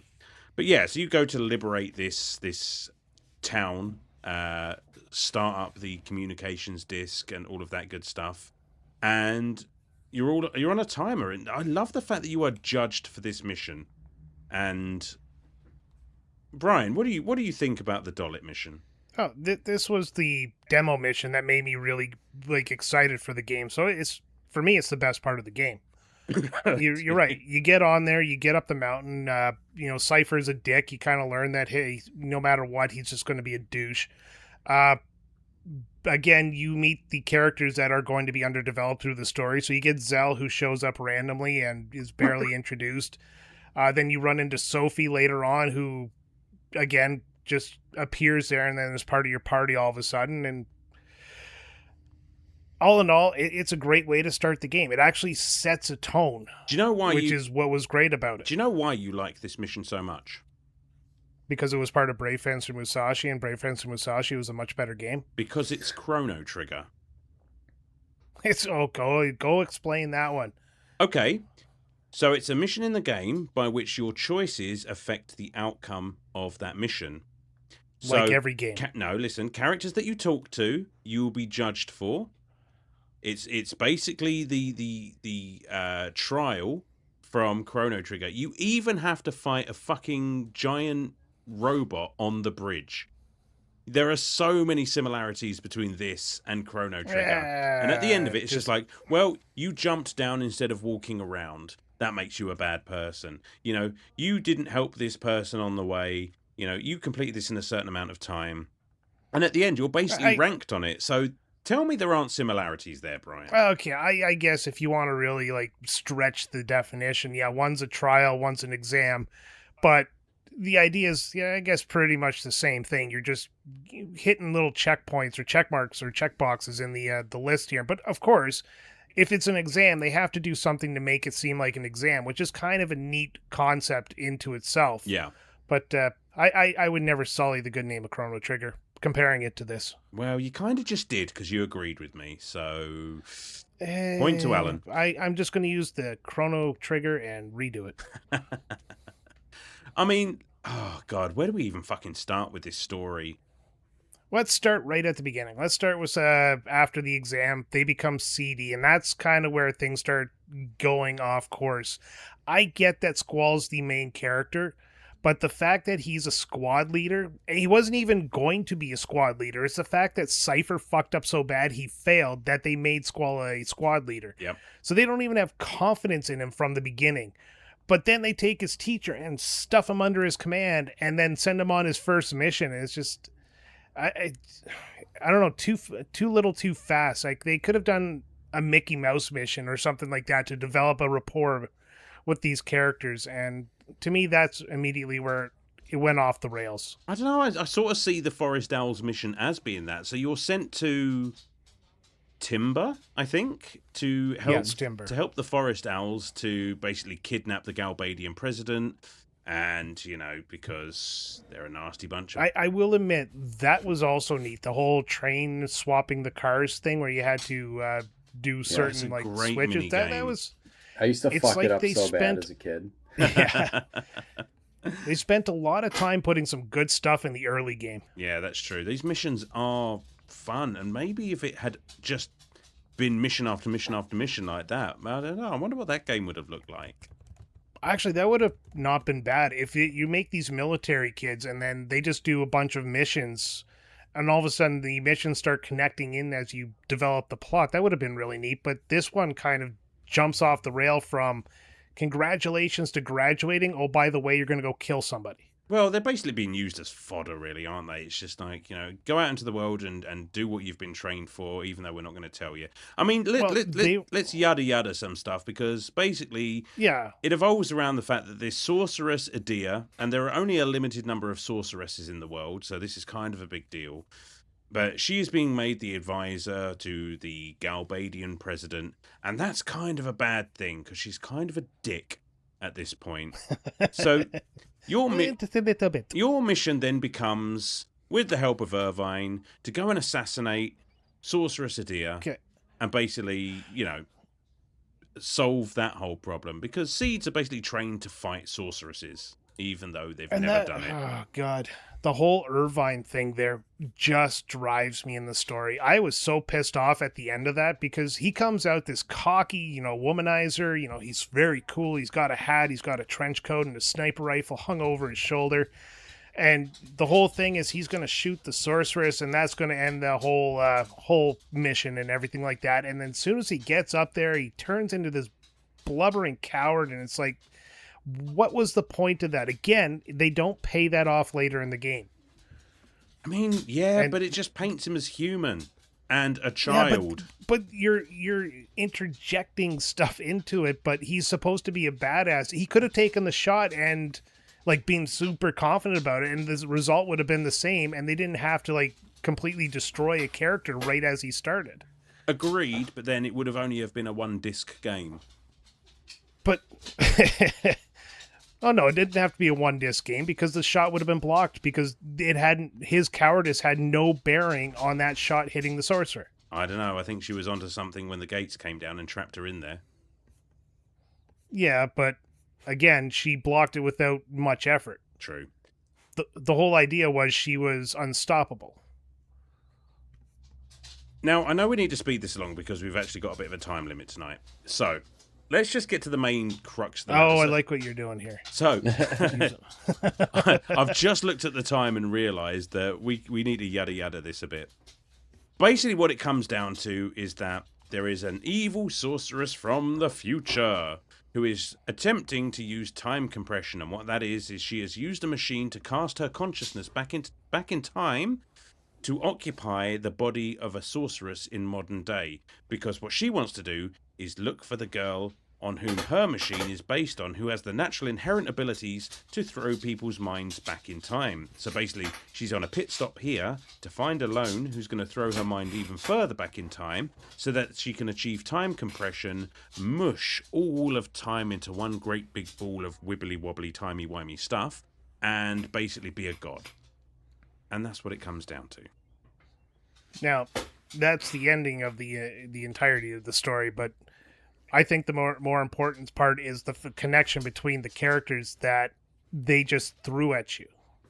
And well, yes, I mean, none of the characters, like, here's what I'm talking about with what's his name, the sniper guy. I can't even think of his name right now. I'm so angry. Irvine had his cowardice played into the flashback when because all the characters end up at this orphanage, or they learn they're all part of an orphanage, and Ida, or however you say her name, the sorcerer, was the mother at that place. The girl, Alone, she was the big sister to Squall, quote unquote, and she's also the major, like, key point to the time travel.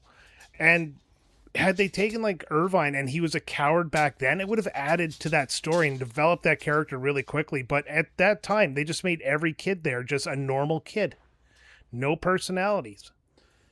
And then you find out, like, Sid, the whole point Sid made Garden was to develop these orphans to kill the sorcerer, who turns out to be his wife. Well, yes, because she is possessed by Ultimacia. And evil, yeah, the sorceress Ultimacia there. And it's this long circle of mundaneness. I do understand why the ending revelation is seen as a bit of a deus ex machina. However, it is explained and seeded, no pun intended, earlier on in the game, that the fact that these kids from Balamb Garden are using GFs. Now, the GF takes up a particular point in the person's brain, and the longer that they use them for, that then drives out the memories of their childhood. So, which is a great device so that you don't really have to build a story to connect the characters. Right. Yeah, I'm sorry. I'm with Brian on this one a little bit. Like the whole, like, that's why I made the amnesia joke up top. It's just like, well, we have this thing, these GFs, and if you junction them, and you're encouraged to, because it's a main game mechanic, it makes it very easy for them to say, like, well, you've forgotten everything because you've been junctioning GFs, and that's a side effect of that. So that's but why I like that, because it's something bullshit that you're being taught to use so flippantly throughout the game, and then you realize, oh, actually, this is something that has been affecting the plot, essentially, without me realizing it. Maybe I'm just easily pleased and easily impressed. I don't know. But this was one of your earlier on games, right? Like you said, you watched your sister play this game, so you might be looking at it through rose-colored glasses as well. Almost certainly. Well, I played this game after playing, many games in this series, so I'm looking at this through a continuation of games I loved. Also, I mean, it was not my first rodeo, but certainly one of the earlier games that told a story. I would definitely say that this plot point is a lot like the Gunblade. It's there's weirdness to it. It doesn't make sense when you think about it too hard. If you don't think about it very hard and you just kind of roll with it, it's like, yeah, they've explained it because there's this core mechanic of the game that, you can't. I was just thinking about it. Like, could you go through the game without using the GFs at all and be successful? No, you can't, because you can't equip other abilities like draw or magic or item or whatever. That's all tied to whether or not you have a Guardian Force equipped. So the game basically does force you to at least equip one. And as long as you've equipped one for any period of time, then the plot point works, because they'll say like, well, you've been equipping GFs, and so you're going to forget everything. But could they have foreshadowed this early on in the game as you equip it? Like when Squall runs into Alone there for the first time in the library, could there be a moment where he has like a flash and it's like he remembers something, or it flashes the orphanage, but he can't really put it together yet? And there's a bit of foreshadowing there. Because once they get to the first time you learn that the Guardian forces affect their memories is after you get to the orphanage. Right. After that, they determine they figured out, hey, we all lived here. And then that's when they start making all the connections. Again, you would it's kind of not think that they would say that up but- top in your GF tutorial. Like, this is how you jump to a do. GF. Also, it's going to wipe your memory. I'm not talking like that obvious. I'm talking, like I said, a little flash as you run into somebody from your past, and that kind of gives this hint that something's up with those Guardian forces, or something's up with something anyways. There is a diary entry on, I think it's like in one of those I'm not gonna computers. read, nerd. Yeah, exactly. Where fuck me, right? Where a student does mention about like junctioning GFs, and does that mean they're going to start forgetting things? And that you can find pretty much right at the start of the game. Yeah, But again, that easily requires missed. you to do extra work. Easily missed. I'll give you that. Yeah, like I'm talking something that shoves the plot right into your face and then makes you a little bit intrigued about what's going on. I guess. Again, it's give you something and then reward you for going along with it at a point in the game. And that's my issue with that. It's the same as, oh, I didn't know the gardens could fly. We better go figure this out. And you figure out how to make the garden fly. And when you finally get it flying or moving, you run into a second moving garden. And it's just like, well, these guys had the same idea, or what the fuck? Yeah, but that is so cool. Sid, who built the gardens, didn't know they could fly. It is so cool when they fly. Yeah, it's a cool that airship whole battle concept, is so cool. Yeah. But it's the again, it's the making a plot happen without any build up to it. I mean, listen, if that pisses you off, then how about the revelation that Squall is basically responsible for the entire plot of the game, because he goes back in time with Ultimacia, and as she dies and transfers her powers to Idea, he basically tells her to found Seed and the gardens, thus putting in place the entire Yeah, and he's creating a loop, which is kind of a cool ending. But I mean, I love that's it. how the game. That's how it should have happened. I love it. Like anything with time travel and anything with causality, and I'm a sucker. Yeah, you got to do that in time travel, though. Like the fact that the time travel became a plot point late in the game was kind of, again, something that it just seemed like, well, we're done with this kind of military plot. Let's go to time travel.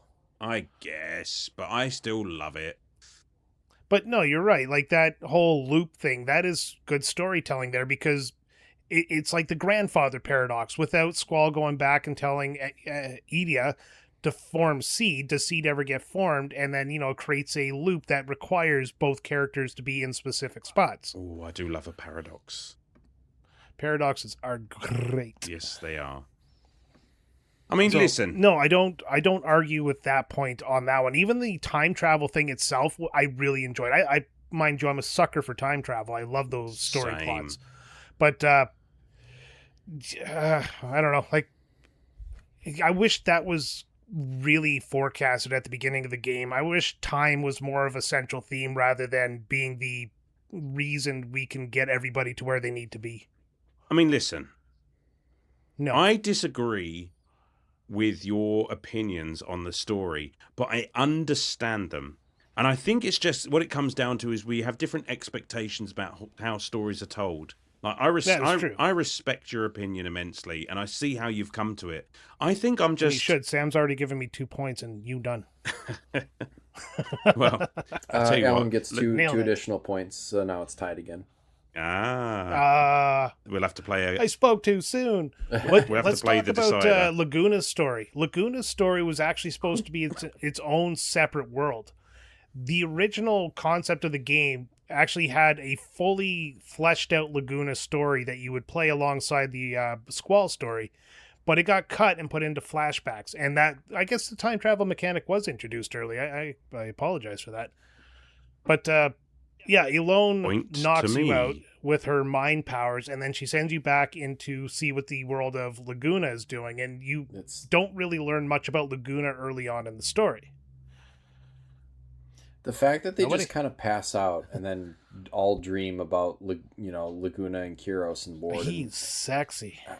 But it's so disjointed, and the fact that you don't really understand what's going on, like they don't explain it until, I mean, it's not until like disc 2, right, that you're kind of starting to understand who the fuck Laguna is and why you're all dreaming. I don't think you actually completely understand until disc 3 when you run into him in that futuristic city. That's right. Okay. Well, I was giving the game too much credit. 3 cities on the planet. Yeah. And I'll be honest with you, even now I have questions. Yeah. But that's not inherently a bad thing. I like the fact that this story started off with very little context about what you're seeing, because it kept me wanting to find out more about Laguna. And then I wasn't a big fan of the payoff, like him being the president of Future City, but I do like how he got there. And then what's it called? The Pandemonium. The Lunatic Pandora. Yeah, Lunatic Pandora, that giant machine that gets explained barely once with Laguna and then all of a sudden shows up. Cypher was out looking for it the whole time, didn't tell anybody. Yeah, that's another problem with this game. The fact that stuff just kind of popped in when it was needed and it's just underexplained, overused, because it was the catalyst that brought all the monsters from the moon down to the planet Earth. Do you know what? Like, obviously it's no secret that things had to be cut. Yeah.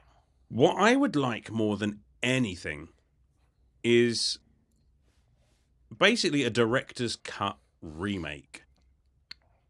That would be awesome. And you know what? If you really want to do it over 3 fucking games and release it over several years, fine, I guess. But I would like to see this game done justice, remade in all of its glory, and tell the story that they intended to tell. Because yes, and use plot points. Oh, Brian. Listen, we're going to wrap this up right away, but I just think... Are we? Because yes. We didn't talk about the best part, getting the Ragnarok.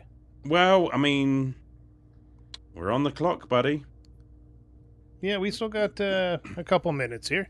Go ahead, I'm just then. saying, like, you're in space. Space is the actual pinnacle of this entire game. Everything about this game is not wrapped up, but it culminates in that scene in space where, you know, you're taking the unconscious Rinoa to the space station because you have to find Elone who can get her to wake up, and then she gets possessed by the sorcerer that Ida had lost and had taken possession of Rinoa. Then she spacesuits out into space and she breaks the locks on the sorcerer. I can't remember her Adele. name. The big bad sorcerer. I will remember the name Sorceress Adele until the day I die, because Adele. That bitch stonewalled me on the start of the third disc and completely killed my playthrough. Could not get past her. Just be crazy. But couldn't go anywhere to train. Yeah, so Rinoa breaks the locks on her seal, and then all the monsters come down to the planet Earth, and she goes down and she, you know, takes over Lunatic Pandora, and Rinoa is left to be floating in space. And Squall, finally, you know, being a man, jumps in a spacesuit and fucks off out after her, and then that turns into their big love moment. And then they just bump randomly into Ragnarok, which just happened to be floating out there for, you know, reasons explained in the game. But then you get your airship, and that's when you kind of can explore the entire world a lot faster than trying to move around on that, like, painfully slow garden mobile. Which I like the graphics, I like the animations, but fuck, that thing was slow. Oh yeah. Also, you had to, like, go up certain shores, and Jesus Christ, like, I mean, fucking, you know, put a turbo in it or something. Anyways, but that was, like, a really great part of the game. I love that culmination of that part of the story. And then again, it just kind of fell flat for me after that.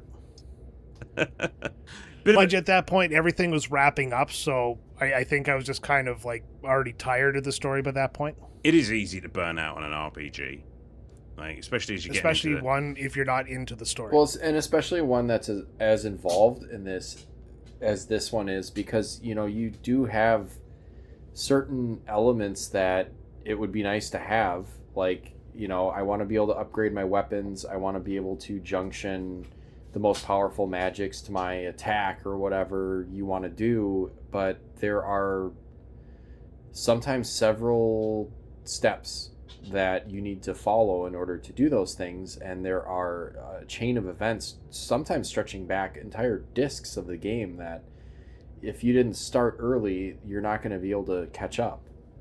That's part of what makes this game so difficult as an undertaking. Like, anytime I would start to play this game, it's like kind of feels like an uphill battle. Like, I know I want to do X, Y, and Z, but I got to make sure I don't miss something. I'm always paranoid I'm going to miss a step somewhere and then not be able to execute. It's just like, fuck.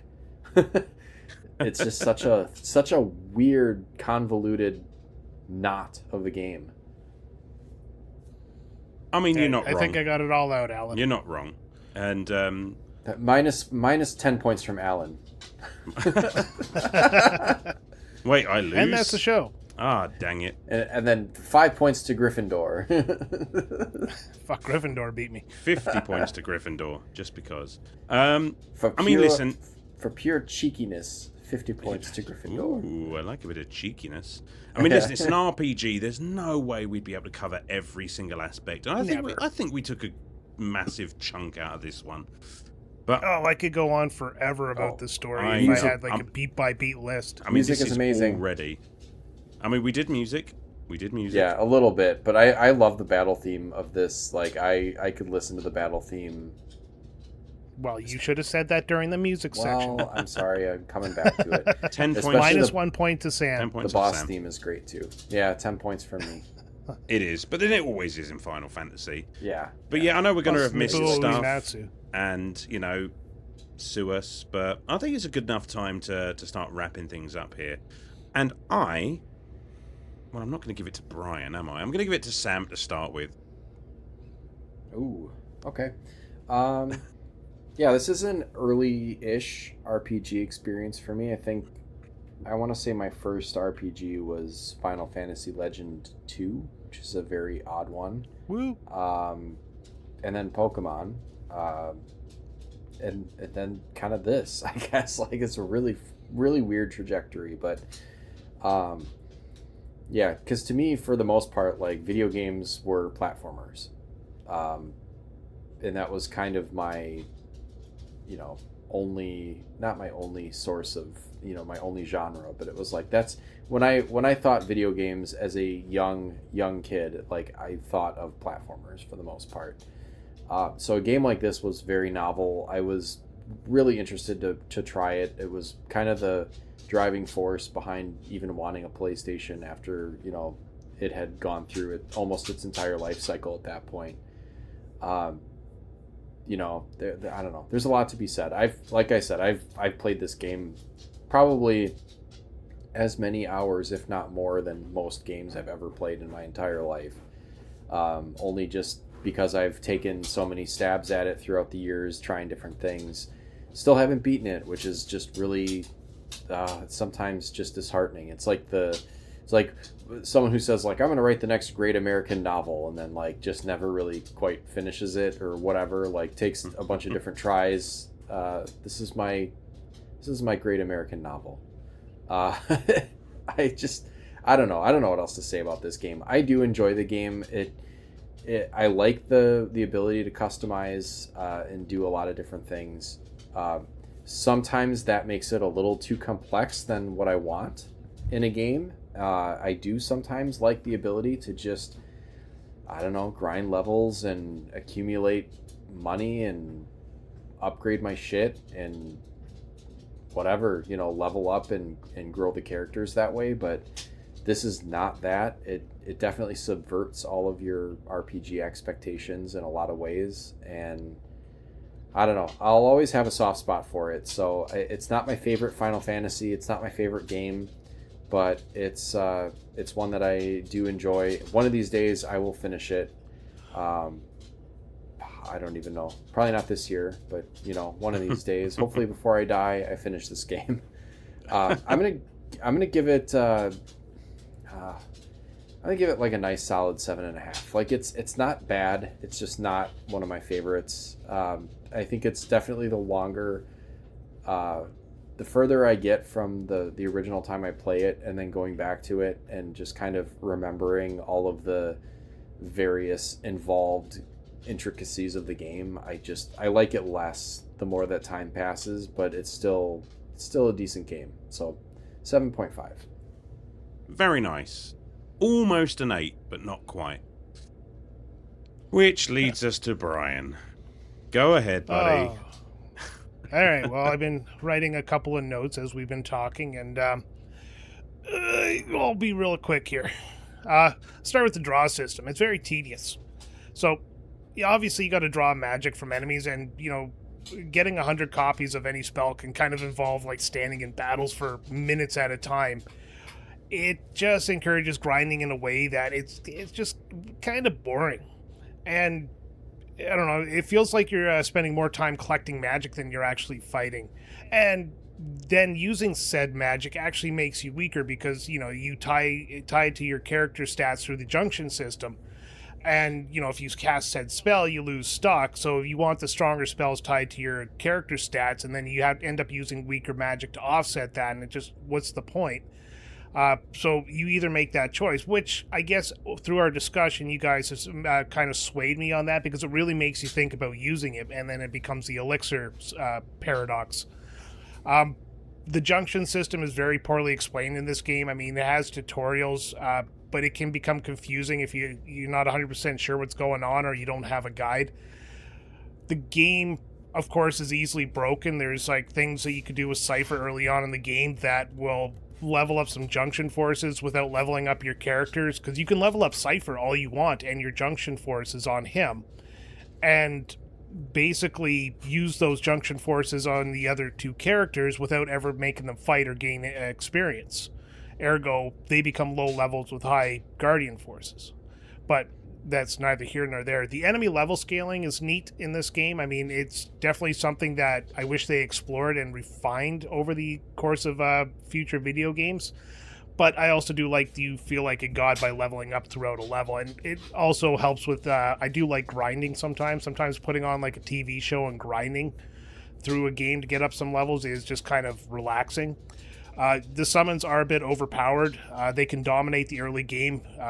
You can simply spam them instead of engaging like with any of the other system. It really does make the combat a bit repetitive. Animations on those summons, though, are pretty long, so I guess that's your deterrent right there. You can also abuse the limit breaks. If you keep your characters at a low level, they're going to get their limit breaks far more often, so one of the biggest strategies in the game is to stay intentionally near death. Triple Triad, great game. Bit of a distraction from the main game. I really wish they, again, put that on a goddamn cell phone, because then I could do that while driving. And, of course, the random rules of Triple Triad can become kind of frustrating in the late game. Bit of the story, the orphanage twist. Most of the main cast, they kind of grew up in the same orphanage. We went over that. The reveal was a bit contrived and a little bit unbelievable, and it almost seemed like a coincidence taken too far. The Guardian Force memory loss thing, the explanation for the forgotten childhood memories, is the Guardian Force has damaged their memories, and it's kind of a convenient plot device, in my opinion. And I find Squall difficult to like. I know, Alan, you really like Squall and the thought thing. His withdrawn personality, it's frustrating. And he spends so much of the game, internally monologuing, and it's just, overly moody or passive. He doesn't come out of his shell till late in the game. The Rinoa Squall romance in the game, it feels a bit rushed. I don't know, it develops a little bit too quickly in the late game. It should have been dished out through the entirety of the game. The narrative jumps in the third disc from a military conflict, like I said, to a time compression and sorcery mythology. It loses a bit of its focus. I would have preferred them stick with the sorceress mythology and the time compression throughout the entire thing. That would have been more fun. The whole military aspect of it, it felt like it was completely dropped near the end of it, or kind of dropped. I guess. I don't know. The end of the game story is a bit fuzzy in my mind. They really didn't develop Ultima Sia's motivation. She gets really limited screen time, and her goals and her personality aren't really explored too deeply, which makes her kind of a flat villain compared to some of the ones that came before her, like Kefka and Sephiroth. The time compression is a bit confusing, and the final act it introduces this complex time travel concept. I don't know. I, for one, am still confused at the entire time travel thing, and I might need to have somebody sit me down and explain it like I'm 5. Also, Laguna's story, it doesn't feel complete. That's probably because they cut the crap out of it. And then the political storyline gets abandoned. Like, the early themes of this game involves war, mercenaries, and military academies. Oh, hold on a second. I got a message telling me to hurry up. Oh, no. All right. So I'll wrap this up really quick. So, yeah, the political storyline gets wrapped up later. Yeah, blah, blah, blah. We didn't talk about Norg, the guy who's like the funder of the gardens.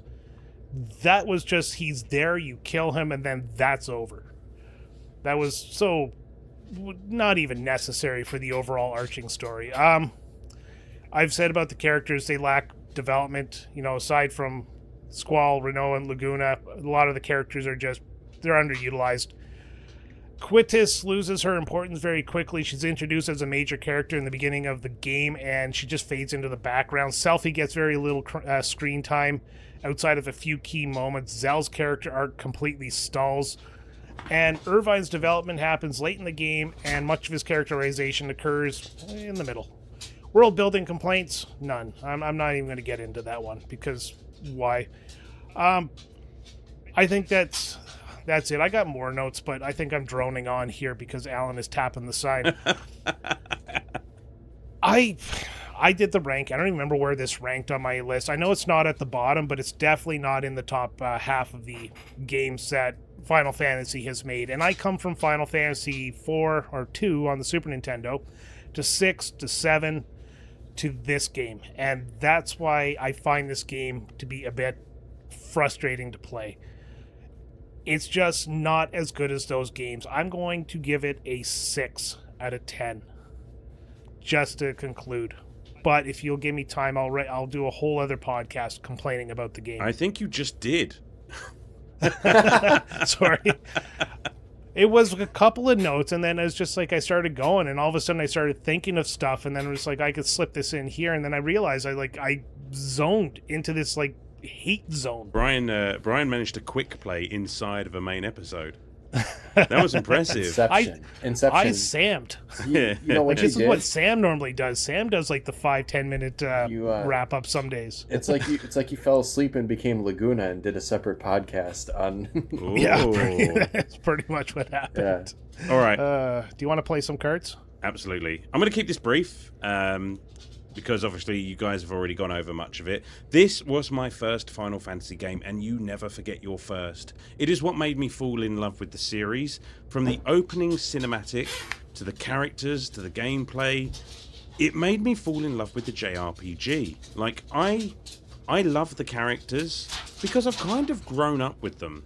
You know, back in the day I was, that kind of moody teenage angst thing really resonated with me, so I loved them then. As I've grown up, I've come to sort of judge them slightly differently, but you kind of have to look at it in terms of the themes of this game. This is a story about how war and conflict affects the young, and how they can be easily manipulated through propaganda and training to follow ends that are not necessarily their own. And I love the very human story that is behind this game.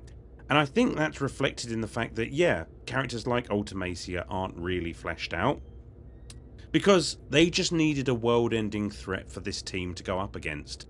It's not every game necessarily needs a complex villain. Just give me a cackling madwoman just at the end of time trying to destroy all life on Earth. Good enough for me. What I love is that I do love the character interactions, and I do love their very slow growth to become a team rather than this disparate group of soldiers. And the revelation that they did all know each other from the start works for me. Like the explanation that it's all because of the GFs, which they've cleverly woven into a major plot point of the game. The actual game mechanics that you don't realize is affecting the story, I think, is really clever. I'm starting to lose my voice.